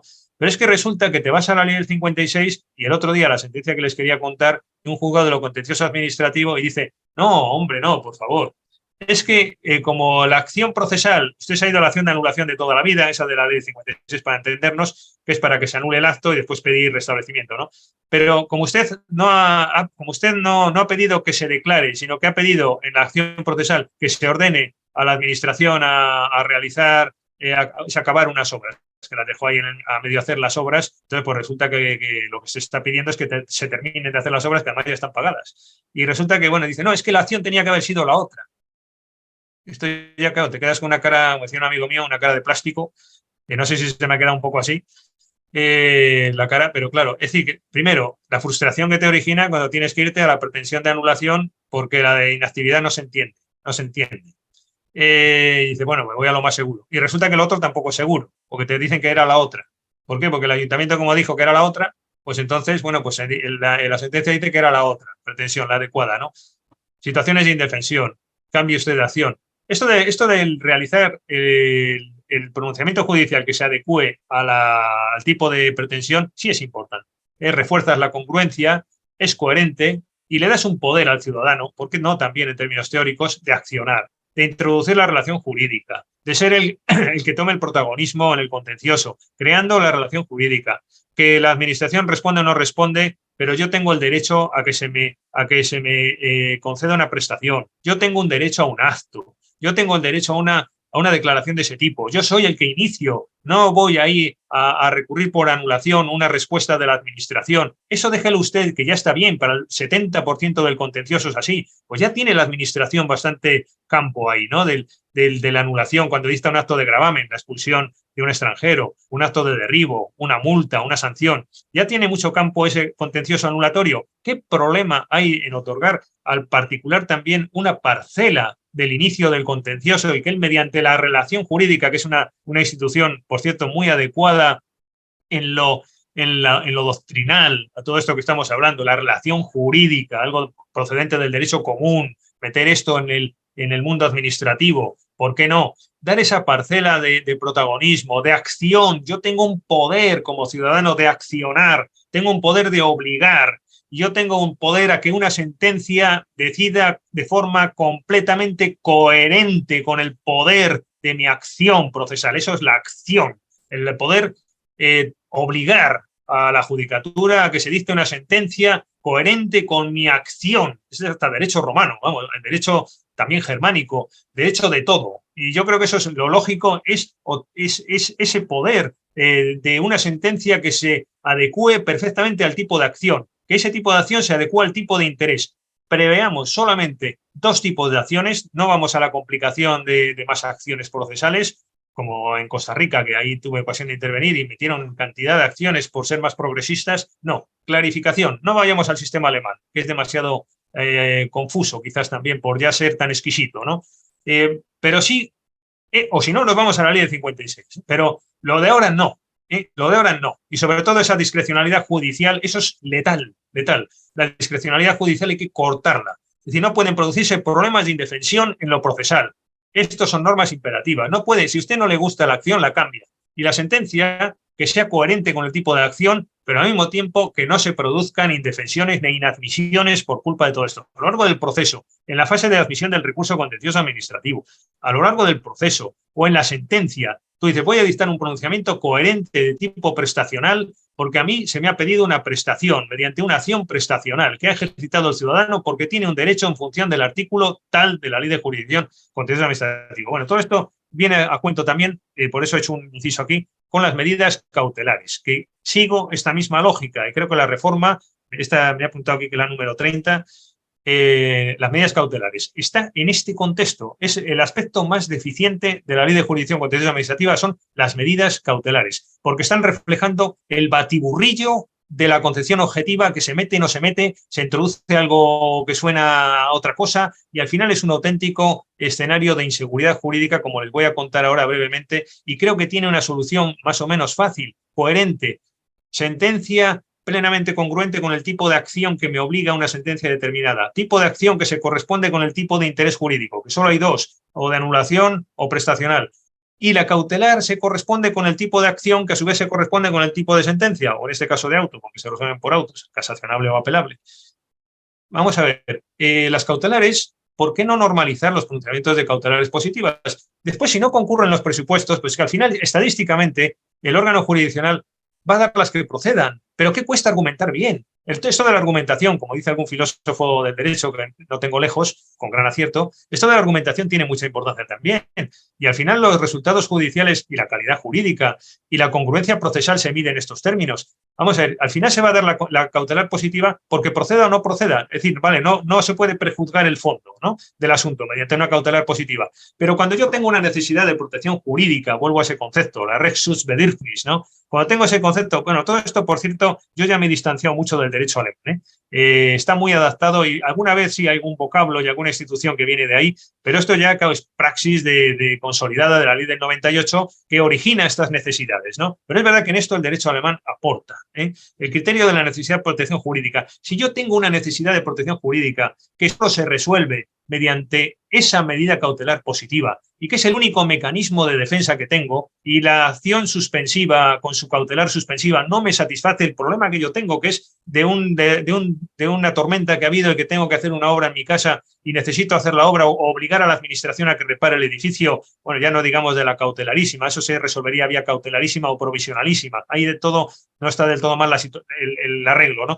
Bueno, ahí vamos a otro tema después. Pero yendo por partes. Si yo tengo necesidad de una cautelar positiva, no me pueden decir que esto es que el contencioso no está para las cautelares positivas. O depende de un juez progresista, dos sentencias que se dictaron de que sí se reconocen las cautelares positivas. O te aplican la teoría de los contenidos del acto negativo. No sé si conocen esto, si no se lo cuento, que es el medio para denegar las cautelares positivas. O que se prejuzga el fondo del asunto. Vamos a ver. Normalicemos las cautelares positivas. Después que estadísticamente siga habiendo un 10% de éxito de este tipo de materialmente de asuntos, porque a veces se dan camufladas, las cautelares positivas se dan camufladas en la suspensión. Esto no te lo pierdas, ¿no? Es decir, tú a través de la suspensión del acto, de la suspensión, al final estás consiguiendo algo materialmente positivo, es decir, que no se niegan. Lo que hay es un escenario de confusión enorme, ¿no? Y de inseguridad jurídica brutal. Y en lo procesal no puede haber inseguridad jurídica.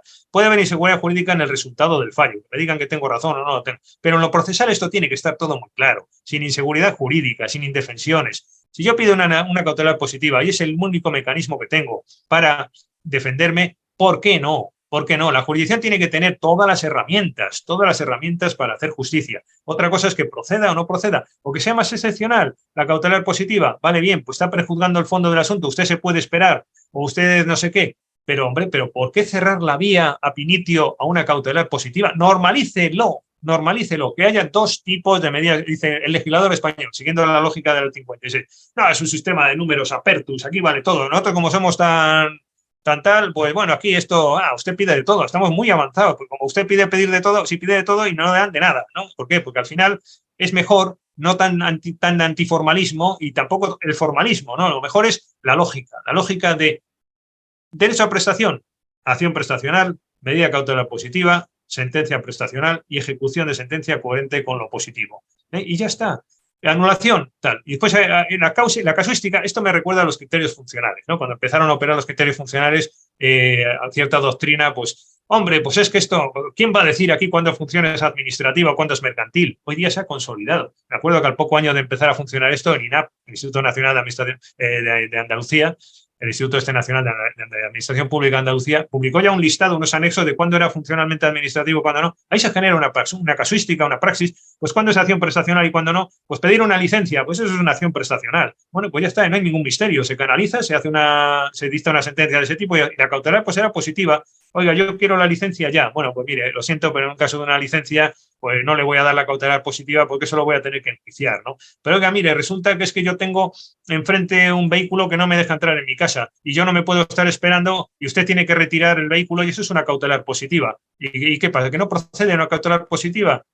¿Por qué no? ¿Por qué no va a proceder? Bueno, todo esto también viene a cuento de las cautelares, de muchas veces cuando uno necesita introducir el contencioso antes de los 3 meses y pides una cautelar. Es verdad que está la cautelarísima que te da juego, pero en el marco incluso de las cautelarísimas o provisionalísimas he visto resoluciones judiciales que te dicen que no se puede pronunciar el juez de lo contencioso directamente sobre estas peticiones porque no hay acto que revisar, porque el acto se origina al cabo de los 3 meses. Hay a veces necesidad de protección jurídica de ir con normalidad y sin esa inseguridad jurídica de un juez te va a decir que sí, el otro que no, de introducir el contencioso antes de los 3 meses, porque la necesidad de protección jurídica, que es el criterio angular del contencioso subjetivo, implica la posibilidad de un contencioso antes de los 3 meses, porque yo no me puedo esperar a los 3 meses. Por contrapartida, situaciones que uno ya ha visto en su vida, ¿no? Sobre todo cuando estaba 100% en la abogacía,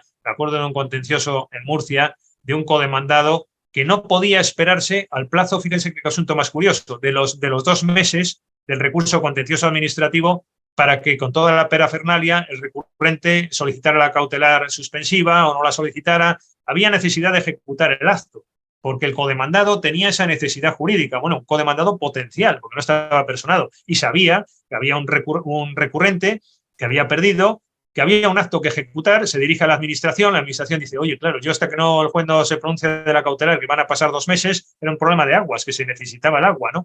Y entonces, bueno, pues en definitiva, ¿por qué no arbitrar fórmulas del acceso a la jurisdicción sin el dichoso acto administrativo siempre para ser revisado, etcétera? ¿Por qué no pueda ser el criterio angular el de la necesidad de protección jurídica que yo como potencial codemandado necesito, porque necesito ese agua para regar y necesito que la administración ejecute el acto antes de los 2 meses porque no me puedo estar esperando? Y eso de que te digan, no, después esto todo puede ser responsabilidad patrimonial. Eso, claro, eso es tercermundista, porque eso es los 2 modelos que hay de contencioso. Uno es el de justicia primaria, cuando se adecúa lo que yo pido a lo que me pueden dar, y el de justicia secundaria, que es como yo a usted no le voy a dar eso porque no tengo facultades, porque se tiene que esperar a los 3 meses, pues entonces pida después las responsabilidades que haya. Pero por favor, eso sí que ya, justicia primaria, justicia secundaria, acuérdense también bien de eso, porque es interesante. Es verdad que esto del derecho alemán sí que te da, tiene la ciencia, ¿no? Los conceptos, porque eso se llama, primer es Rechtsschutz, secundaria es Rechtsschutz. A veces esto de los conceptos y el fundamentar bien y el tener las acciones adecuadas, esto al final se traduce en una praxis adecuada, con antiformalismo, pero lo básico, ¿no? Eso ayuda al contencioso, ¿no?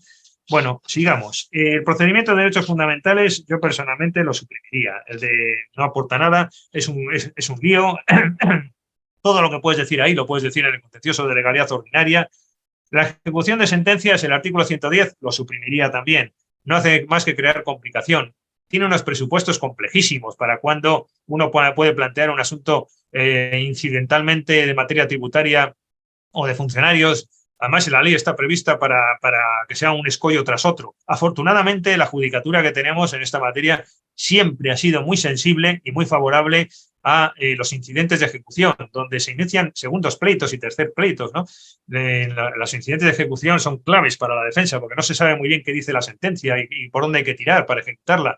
Entonces, realmente, creo que tiene que seguir funcionando así, como siempre, el contencioso. Ese artículo 110 lo único que hace es perturbar y molestar, ¿no? Y ya dirá el juez de lo contencioso lo que proceda en materia del incidente. Yo creo que ahí hay que darle margen y no prever una ley restrictiva que no hace más que confundir.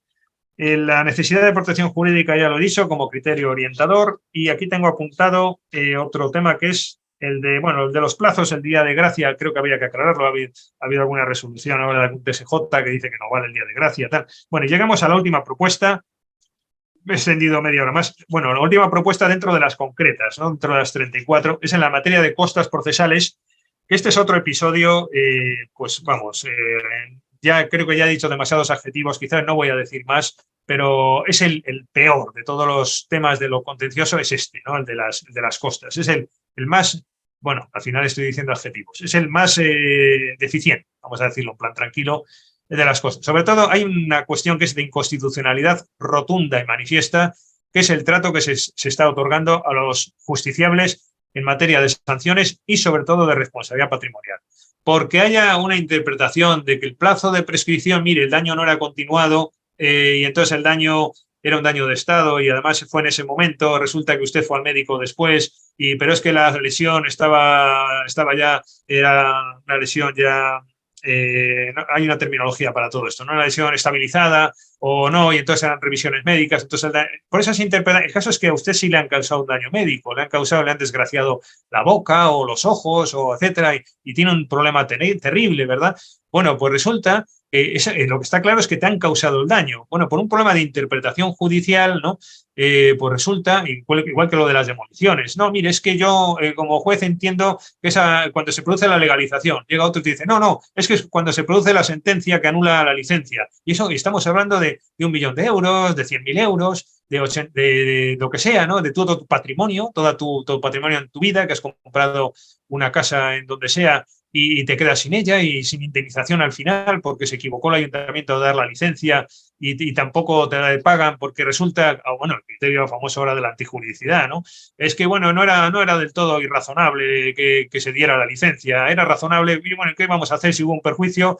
Bueno, pues usted no recibe indemnización porque no fue irracional lo que se decidió por la administración. Bueno, ese tipo de problema, vale, bien, pues mire, todo eso lo asumo, pero que tenga que pagar las costas por cuantía determinada a la persona que me ha causado el daño. Eso es normal. Es normal que en un contencioso, estamos hablando muchas veces, además los abogados van a lo alto, ¿no? Una indemnización médica, casos que uno tiene ocasión de ver, incluso como dictámenes, un dictamen penal tuve que hacer hace poco de esto, por un tema, claro, como las costas son tan elevadas que a veces no, a veces el juez los modera, ya lo sé que muchos las limitan, y en el Supremo sobre todo, ya me sé todo eso, pero hay otros que no, y no las limitan, y entonces resulta una lesión médica que pides 1,5 millones de euros y salen de costas hay casi 100.000 euros una persona, pero ¿cómo puede pagar eso? Pero qué barbaridad, claro, la persona se enfada y va hasta contra el propio letrado. Todo esto, ¿por qué viene? En el fondo, ¿por qué viene esta anomalía de un letrado que tiene que soportar hasta una cuestión penal por no haber informado del todo bien de las consecuencias en materia de costas o de la prescripción que podría haber sido debatible y tal? ¿Por qué viene ese problema? Porque si las costas fueran de 2.000 euros o de 3.000 o de 4.000 en este asunto, no habría ese problema y en este ejemplo ese letrado no tendría ese problema. Pero esos problemas, que les advierto, vienen de las costas, de que claro, si el cliente tiene que pagar 100.000 euros de costas o 60.000 o 40.000 euros de costas, es que se suma la aseguradora, el codemandado, el otro también de responsabilidad concurrente, todos a pedir, pero además con una exigencia, porque esto yo recuerdo la abogacía de antes, cuando conversabas con aquellos letrados que uno tenía como referente en su infancia jurídica, ¿no? Yo que soy de una familia todos de abogados, etcétera y tal, y recuerdo que algunas veces había esa caballerosidad de decir, bueno, yo perdono las costas porque esto ya es una sangría, ¿no? No, pero es que ahora un codemandado que no ha hecho nada, una compañía de seguros, y perdonen, puede ser al contrario también, y no tiene por qué ser este agente, ¿no? Pero que una defensa, un abogado del Estado de 2 folios, la contratación alemana, después pidiendo ahí con esa insistencia y tal, y no sé, a mí me parece que es un trato inhumano, ¿no? Digamos ya cuando tiene que recurrir en casación, y bueno, en casación afortunadamente está limitado ahora con la picaresca esta, ¿no? La picaresca de los 2.000 euros, ya dices cualquier cosa, hay que pagar 2.000 en vez de 1.000, bueno, pero bueno, son 2.000. Ya sé que es alto, pero bueno, y sobrecarga la carga de costas de 2 o 3 instancias, ¿no? Pero esto de que tengas que pagar estas barbaridades, ¿por qué va por cuantía determinada? ¿Por qué el de responsabilidad patrimonial? Sí, fíjense el absurdo, en un contencioso de un derribo, por ejemplo, de una casa, aunque la casa tenga un valor determinado y valga igual 800.000 euros, ahí es bastante fácil camuflar la cuantía y la pones como determinada. Hombre, si la administración es racional, porque a ella también le puede afectar, y salvo que el abogado de la administración tenga otro acuerdo con su ayuntamiento, o el codemandado, que es el problema realmente, pero si es un asunto de este tipo de un derribo, puede pasar como de cuantía determinada, bueno, y se evita el problema. Pero estos asuntos, perdón, como cuantía indeterminada. Pero estos otros asuntos que estoy comentando, ¿no? Que se pueda producir esa situación por culpa de la cuantía determinada, que es imposible de eludir, ¿no? Porque la cifra está ahí, de lo que estás pidiendo, y ponerlo como determinada, y además está mermando tus opciones de defensa, posiblemente, porque el juez dirá, bueno, pero ¿este qué quiere? ¿Un procedimiento declarativo? ¿Qué quiere? ¿No pide una cantidad de dinero? ¿Qué está haciendo? Esto hay que corregirlo ya, pero ya. Es decir, en el tema de las costas hay que poner, como mínimo, o que sea el juez el que lo diga en sentencia. Mire, usted va a pagar de costas tanto, que es una tendencia que ya sé que hay una tendencia, que ya sé que se modera, pero que lo que estoy hablando es de la inseguridad jurídica. La inseguridad jurídica de que no puede ser que el juez de Albacete sí y el de Cáceres no y tal. Tiene que haber seguridad jurídica en las acciones procesales, seguridad jurídica en esto que estoy hablando de las costas, seguridad jurídica en las pretensiones de que no por un criterio interpretativo me digan qué tal. Tiene que haber más seguridad jurídica, que es la esencia del derecho y sobre todo del procesal. No se puede, o bien se limitan a un tope máximo, como máximo, bueno, yo no sé quién fue, bueno, sí lo sé, esta reforma que hubo de las costas, porque esto además en primera instancia te librabas hasta la reforma, la ley de jurisdicción de 98 prohibió el otro criterio de las condiciones, no del vencimiento, ¿no? De la jurisdicción civil. Y esto al parecer era por influencia civilista, de no, que la administración pague costas, pero vamos a ver, pero estadísticamente, ¿quién pierde los contenciosos mayormente? ¿Dónde está la estadística? ¿Pero cómo va a favorecer el criterio del vencimiento al particular frente a la administración? Además, cuando tiene que pagar la administración se suelen limitar más, al parecer, por lo que se aprecia. Vamos a ver, esto tiene que corregirse. Tope máximo, tal, o que obligatoriamente el juez, por sentencia, diga cuántas son las costas. Pero esto de que pase al colegio de abogados y el letrado de la Administración de Justicia, tal y cual, todo eso que no quiero más polémicas, pero ya saben ustedes cómo funciona, pues no me parece de recibo. Bueno, en la reforma global de lo contencioso, la segunda parte de la conferencia. Una idea nada más, porque esto lo tengo contado en mi tratado de Derecho Administrativo y en ese otro librito, Contencioso y Praxis, Contencioso Administrativo, Praxis y Propuestas. Simplemente, se confían las medidas cautelares como solución tradicionalmente en el plano doctrinal para los males del contencioso, ¿no? Bueno, yo personalmente pues no estoy en esa tendencia. ¿Qué quieren que les diga? Por lo siguiente, a ver si tengo un poquito de tiempo para contarles esto. Las cautelares no son una solución para el contencioso, según está funcionando tradicionalmente, de que hay que dar más cautelares, por lo que todos sabemos, ¿no? Primero, en mi opinión, mi modesta opinión, porque creo que esto hay que plantearlo como debate, ¿no? Primero, las cautelares no son una solución porque no se dan. Ya empezando por ahí. Pues no se dan. Si no se otorgan, no son solución. Pero ahí viene la miga de la miga, ¿no? Viene ahora. Que es, si se dieran y fuera una solución para el contencioso de evitar esos pronunciamientos que al final prima la fuerza de lo fáctico y todo se ha ejecutado y al parecer la administración es la mala de la película, pues ya ejecutó todo y ya la sentencia tal y cual. Entonces por eso hay que dar más cautelares y tal, ¿no? Y con la apariencia del derecho y tal. Bueno, pues todo eso creo que si se dieran las cautelares, esto cuando se observarían. Y si alguien tiene otra opinión, que me la diga y que me convenza, porque, oye, yo los debates me encantan y si tengo que cambiar de criterio, lo cambio, ¿eh? Pero a lo que voy, eso, si se otorgaran las medidas cautelares, si se otorgaran, es cuando se verían los problemas. ¿Por qué?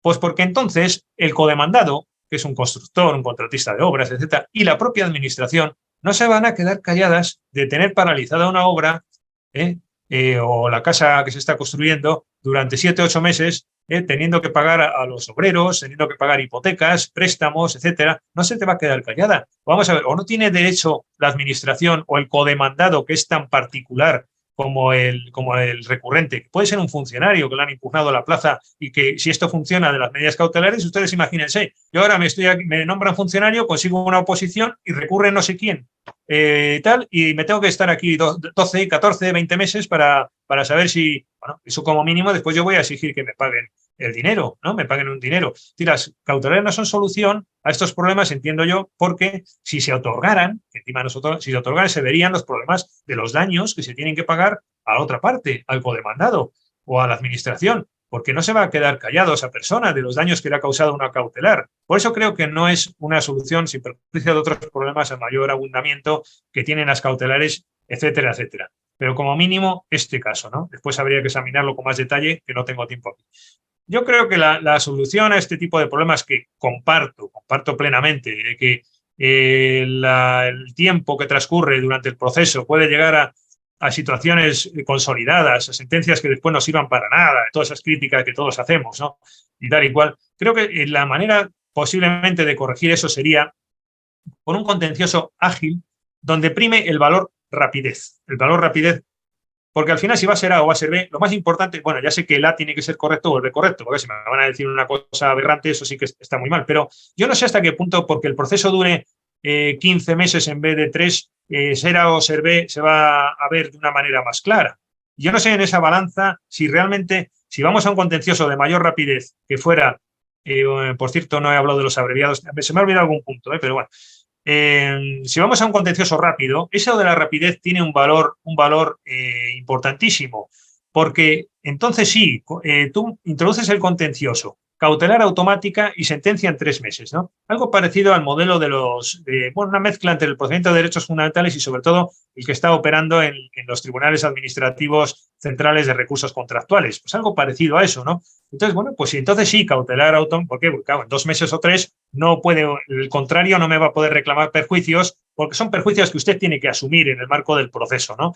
Vale, bien, 2 o 3 meses, pero claro, yo no entiendo que a un particular le digan a un funcionario que tiene que padecer una cautelar que después no pueda pedir una indemnización en los 15 meses que haya estado ahí sin trabajar, etcétera, ¿no? Y quién se lo paga, además, y tal, todo eso, ¿no? Bueno, pues yo creo que esto se resolvería con un contencioso rápido, una sentencia rápida, y si ya cada uno diría, pues si no vale el contencioso, pues que se introduzcan más tribunales de este tipo. Es verdad que esto no es del todo muy correcto, bueno, nos lleva quizás al debate de las jurisdicciones independientes y tal, ¿no?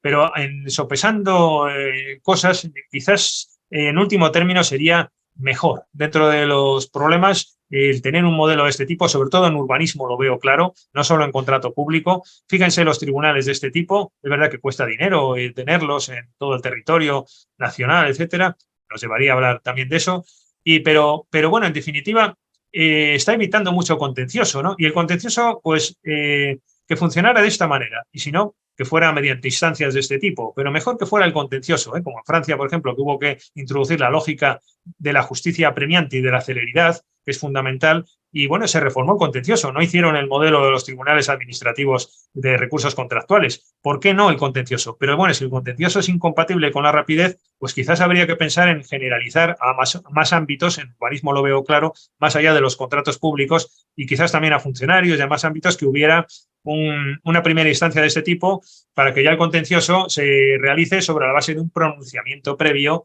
que no se ha ejecutado durante 2 o 3 meses que ha habido un fallo, y eso yo creo que ya tienes una resolución judicial, que aquí es lo más importante. Lo más importante es contar con un primer fallo, ¿no? Que te diga realmente qué es lo que ocurre en tu caso, y ya, pues ya eso ya se sabe lo que hay, ya se ha decidido, y ya, porque bueno, después vendría el debate de qué pasaría en apelación. Eso sí que es un debate ya un poquito, pero bueno, ya tenemos un primer pronunciamiento, que es muy importante eso de tener un primer pronunciamiento. Yo todos estos entresijos de cómo funcionaría este modelo, generalizándolo a todo el contencioso, ya de cara a apelación, a casación y tal, yo personalmente soy proclive a la ejecución del primer fallo judicial en este periodo rápido que se dictara, y otorgando un derecho de ejecución provisional de la sentencia, siempre avalando, si quiere, el particular, y si no ya, pues no lo avales, los perjuicios, porque eso es otra, el tema de las ejecuciones provisionales, ¿no? Y hay que ir a un modelo más como en la ley de enjuiciamiento civil, ¿no? Un modelo más de derecho del justiciable a elegir si quiere ejecutar o no el fallo que se ha dictado en su favor, pero claro, avalando los perjuicios que puedas ocasionar por la ejecución provisional, ¿no? Que es la praxis más o menos que se da. Nos llevaría a hablar de los intereses moratorios, los procesales. Esto a veces origina mucha complicación en el proceso, también es verdad. Pero bueno, la clave está en tener un primer pronunciamiento. Eso resolvería la mayor tensión que se está produciendo actualmente con que las cautelares no funcionan, no son al parecer la solución, y encima pues se producen estas anomalías de fallos distantes al momento de la problemática jurídica, que no dan la cautelar, se ejecuta, porque dar la cautelar es malo, pero no darla también es malo, ¿no? Entonces yo creo que este modelo, hay que ir a un modelo más rápido, etcétera.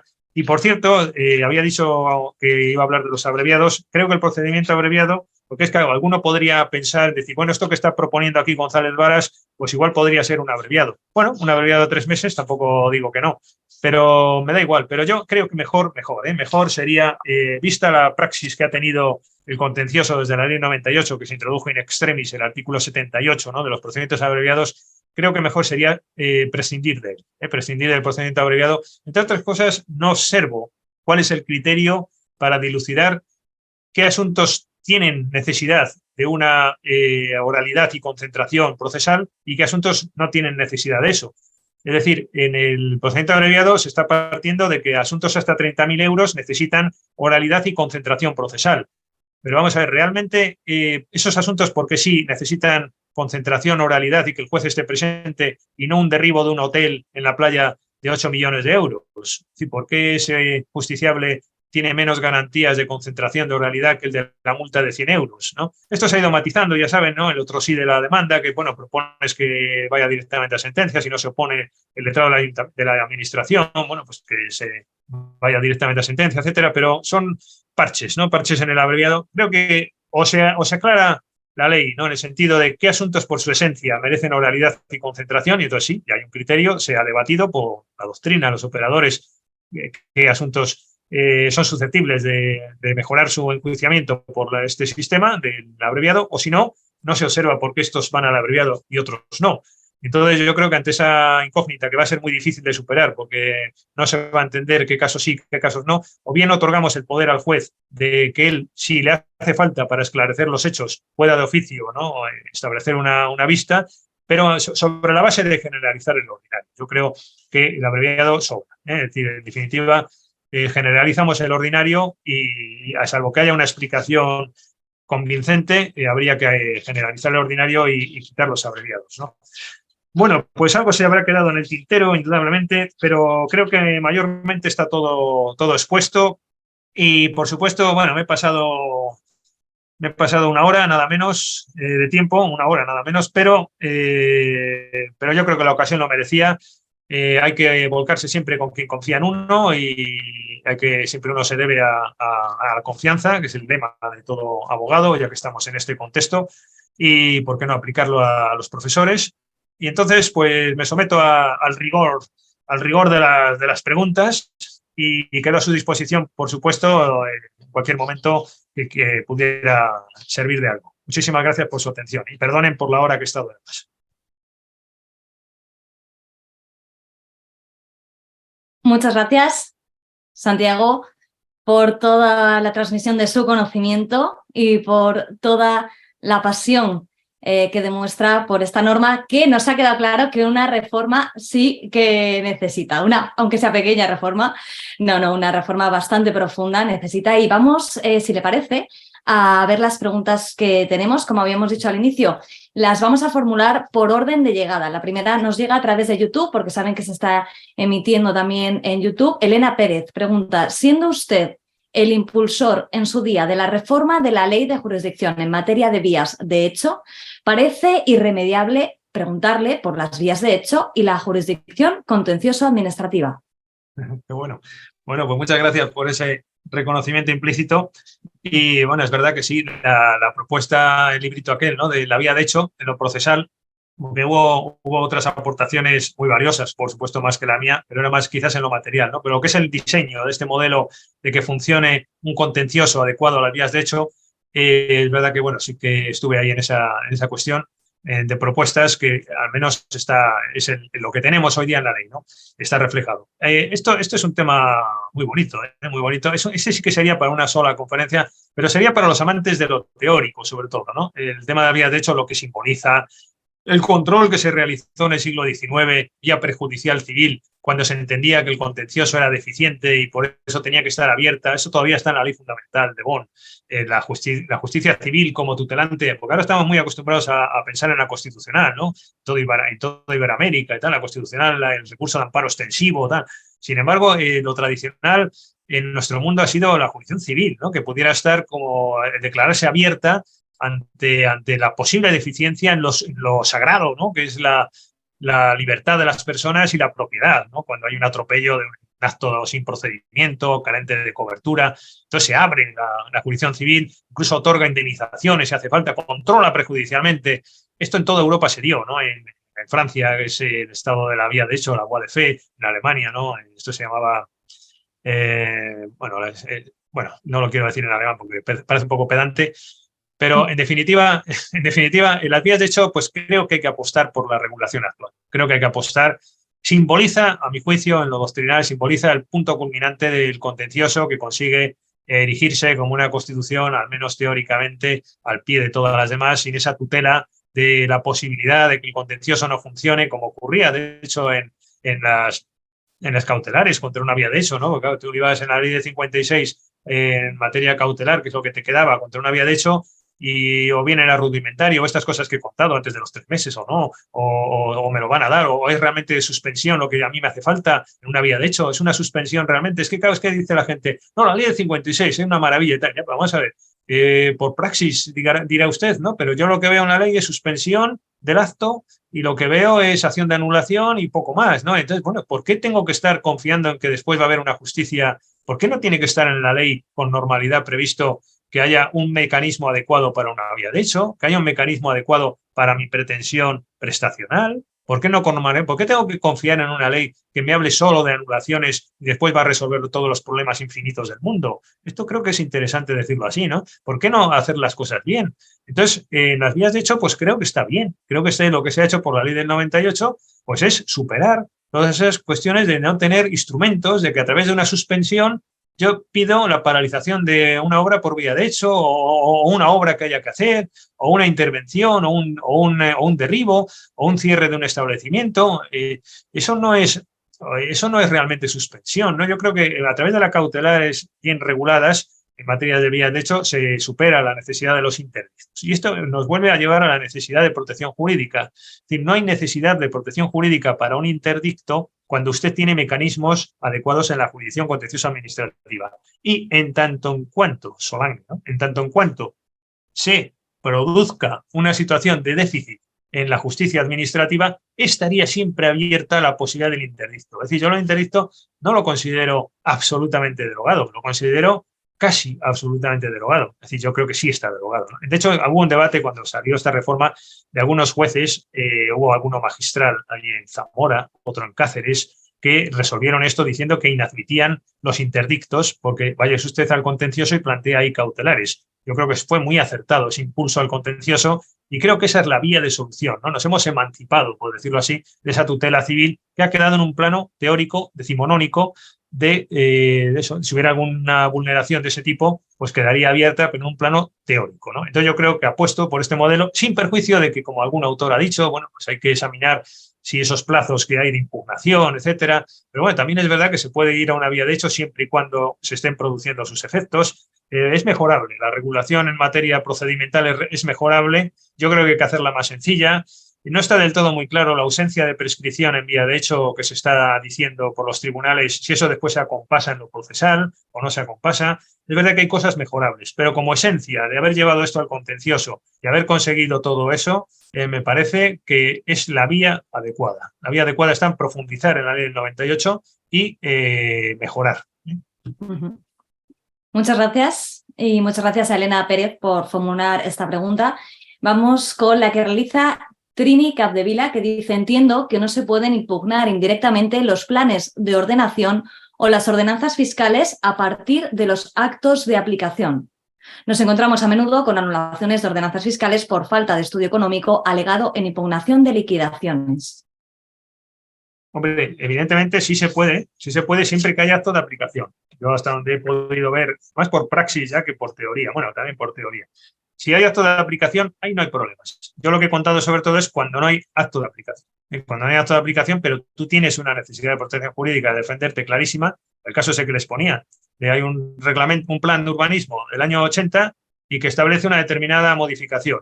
Bueno, el particular tiene 2 meses para acudir a un arquitecto, enterarse, tal. Eso no puede ser. A mí el problema jurídico de la devaluación de la parcela me surge en el año 2023, oiga. Entonces, yo tengo necesidad de crear un acto y a través de ese acto ir al contencioso administrativo indirecto. Claro, te dirán, pues cambie usted la jurisprudencia del Supremo. Es que aquí hay una sentencia del Supremo que dice eso. Bueno, pero es que hay criterios, hay criterios que establecer. Hay criterios de que lo que he estado contando, ¿no? O sea, si el contencioso del acto funciona así, pues en realidad tiene que, a través de la vía de crear un acto, ¿por qué no controlar el reglamento si no hay otra vía? Si el problema jurídico surge después, esa es la clave. Es decir, no se puede tampoco abusar, no se puede incurrir en fraude de ley, porque si eso es así, yo también estoy con que no se admita el contencioso indirecto a través de la impugnación del acto creado, ¿no?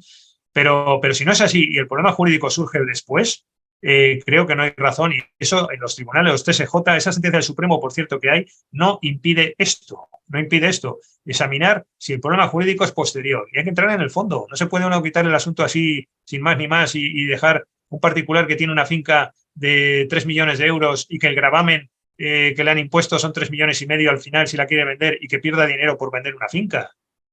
Pero eso es lógico. Por mucho formalismo, por mucho que tuve que haber recurrido en el año 2001 el asunto, oiga, no, hombre, esto no es así.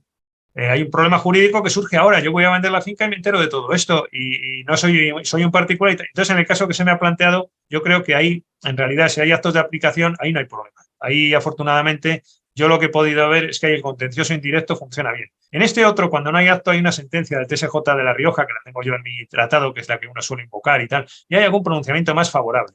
Pero hay otros que no. Entonces, lo que he hecho en falta no es jueces sensibles, sino lo que ha hecho en falta es seguridad jurídica. Es decir, yo no puedo estar pendiente de que me digan sí o no en función del órgano que me toque, ¿no? Entonces, pues creo que, y si el Supremo sigue un criterio, creo que tiene que ser matizado. Tiene que ser matizado en el sentido de que, bueno, a priori, la creación de un acto para impugnar una norma no sería procedente, salvo que se aprecie que en el momento de la impugnación del plazo de los 2 meses no se pudo apreciar el problema jurídico existente, el criterio de razonabilidad. No hay criterio de razonabilidad para la revisión de oficio y el plazo en el que puede proceder por razones de equidad, 5, 10, 15 años si se examina, pues es un criterio igual, abrir una válvula, una pequeña válvula para poder acceder a la jurisdicción en caso de esto. Pero cuando hay acto de aplicación, ahí no, ahí realmente, hombre, habría que examinar el caso concreto y tal, pero siempre que tenga vinculación con la norma, cuidado con eso, y que el contenido, eso es otro criterio también importante, porque tanto en el acto creado como en lo que se me está preguntando en la cuestión de ahora, siempre tiene que tener vinculación con la norma. Claro, si tú vas a un contencioso indirecto contra un acto en cuestión, porque claro, ya saben que muchas veces en materia de urbanismo, a través de la reparcelación se puede impugnar el plan general o no, y ahí hay sus matices. Oiga, mire, es que no tiene nada que ver lo que me está diciendo usted y esto no es acto de aplicación. Ahí yo estoy plenamente de acuerdo, vale, bien. Estoy de acuerdo, pues si no tienen... yo creo que el contencioso indirecto, cuando hay acto, bueno, pues sin perjuicio de que hay cuestiones interpretativas y uno puede estar en desacierto y hay cosas mejorables, pero creo que la indefensión, que es lo que a mí me preocupa, no se está dando tanto como en ese otro que estoy comentando, ¿no? De parques naturales que impone restricciones, me acuerdo de un contencioso cuando yo estaba ejerciendo 100% en la abogacía, ¿no? Algún contencioso que, bueno, que por cierto contestaron con un informe, decían que no era admisible, encima, bueno, eso que contaba antes, pero aparte eran restricciones de un parque natural, restricciones que se habían ido imponiendo en aplicación del plan natural y se había comprometido la administración a desarrollar el plan de recursos naturales, no lo desarrolla, se introducen nuevas modificaciones de facto, vienen animales que traen de no sé dónde, toda la agricultura padeciendo ese problema. Y es que usted tuvo que haber recurrido, claro, ahí te vas a la solicitud creando un acto. Es que tuvo que haber recurrido usted el plan del año 80. Es que a mí me suena, me parece un chiste esto, me parece un chiste. ¿Pero qué vía tienes? La revisión de oficio no la tienes. Acto de aplicación no hay. Entonces, ¿qué vía tienes? Quedarte como un estoico esperando, no sé, a que se dicte un acto por la administración. Yo creo que esto hay que corregirlo y que se examine si hay fraude o no de ley en el ejercicio de la acción indirecta contra la norma a través del acto de aplicación creado. Si hay fraude en ley en el ejercicio de los plazos contra la firmeza de la actuación y norma. Pues damos las gracias a Trini por su pregunta, a usted, por supuesto, por la respuesta. Vamos a ir terminando, vamos a elegir alguna de las últimas preguntas, si le parece bien, Santiago. Sí, yo lo que haga falta, ¿no? Sí. Nos dice Silvia, ¿qué le parece que se pueda condenar en costas al recurrente en caso de perder el recurso cuando se ha interpuesto ante el silencio de la administración? Bueno, hay resoluciones, una del TSJ de Málaga, otra del TSJ de Galicia. Hay resoluciones que eximen al recurrente del pago de costas por culpa del silencio de la administración, pero hay otras que no. Hay de todo. Otra vez, nueva inseguridad jurídica. Pues a mí me parece que no es correcto. Yo, en general, creo que se está abusando. Las costas procesales se está abusando del justiciable, aparte que ahora hay 3 instancias. Además, está el juzgado, el TSJ, el Supremo, y es que al final es una sangría para el particular, que va sumando las costas y dice, bueno, ¿cuánto le ha salido a este hombre? ¿No? Y claro, es que si esto fuera además, no sé, una justicia perfecta, pero claro, al final es preocupante, ¿no? El resultado que te ha ofrecido el contencioso con los pagos de costas que se te han producido, ¿no? Y encima, claro, cuando son todavía moderadas, bien, pero cuando ya se disparan, yo creo que esto no... Hay que examinarlo con más detalle. Y en caso de silencio, pues evidentemente no deberían imponerse costas. Quizás debería volverse al modelo anterior, al modelo original de la ley del 98, que cada uno se pague sus costas, por lo menos en primera instancia, salvo temeridad, que era muy raro que eso ocurriera. Pero en casos de silencio, claro, si la administración... Es lo que estoy contando cuando te contestan con un informe, cuando tramitan mal la vía administrativa en los procedimientos de responsabilidad patrimonial, cuando hay silencio y no te contestan, es que no se puede sacar provecho por todo eso. No se puede conseguir una inadmisión procesal porque te contestan mal. No se puede conseguir una inadmisión procesal porque usted ha tramitado mal la vía administrativa en la responsabilidad patrimonial o cuando usted ha estado callado. Eso no se puede, no se puede. No, por supuesto que no hay que poner costas, ¿no? Es el nemo auditur turpitudinem allegans, ¿no? Es el principio. Nemo propiam turpitudinem allegans. Nemo auditur propiam turpitudinem allegans. Nemo auditur propiam turpitudinem allegans. Ese principio es básico y evidentemente también funciona aquí, ¿no? Solo falta que por hacerlo mal, yo algunas veces en plan de risa a mis alumnos digo, mire, yo les podía contar el derecho administrativo en una clase de que vale más hacer todo mal que hacerlo bien, ¿no? Para la administración. Si tú actúas de manera no conforme a derecho, sacas más provecho que si lo haces de manera conforme a derecho, ¿no? Claro, ese resultado es gracioso, ¿no? Porque no puede, bueno, gracioso para el teórico, pero al que le está preocupando, pues no, de gracia tiene muy poco. Pues damos las gracias a Silvia por su pregunta y nos vamos con la que realiza JC61003. ¿Qué opinión le merece el hecho habitual de que se provean por los juzgados contenciosos unas medidas cautelares sin que esto haya sido pretendido expresamente por la parte demandante en base a que se pida una suspensión de la ejecución de dicho acto? Bueno, la verdad es que la praxis da un colorido. Esto es como cuando vas al campo, te encuentras una flor nueva y oh, ¿qué color tiene esta flor tan maravillosa? La verdad que bueno, me ha gustado esa pregunta, la verdad es que me ha gustado. La voy a apuntar para el anecdotario. A mí personalmente no lo he padecido, pero bueno, esto es que hay enfermedades múltiples, ¿eh? No piensen que el contencioso es solo el cáncer y la tuberculosis. Aquí hay esto y hay una riqueza una gran riqueza de enfermedades, ¿no? Y entonces esta es una también. Entonces, bueno, pues a mí me parece, si tú pides una cautelar y por lo que veo se está extralimitando, ¿no? de lo pedido. Esto creo que lo estudió Chinchilla Marín, este tema, ¿no? De las cautelares que pueda la profesora doña Carmen. Que puedan extralimitarse, ¿no? De si hay realmente congruencia o incongruencia en la fase cautelar. Yo en mi tratado, el criterio que mantengo en esto es que tiene que haber congruencia, ¿no? Si es a lo que se refiere la pregunta y no he entendido mal, yo soy de la opinión de que el auto por el que se resuelve la cautelar tiene que ser estrictamente congruente con lo pedido, ¿no? Y si no, pues habría que acudir al artículo el 34, ¿no? ¿Cuál es? El de la ley de jurisdicción que cuando el juez quiera.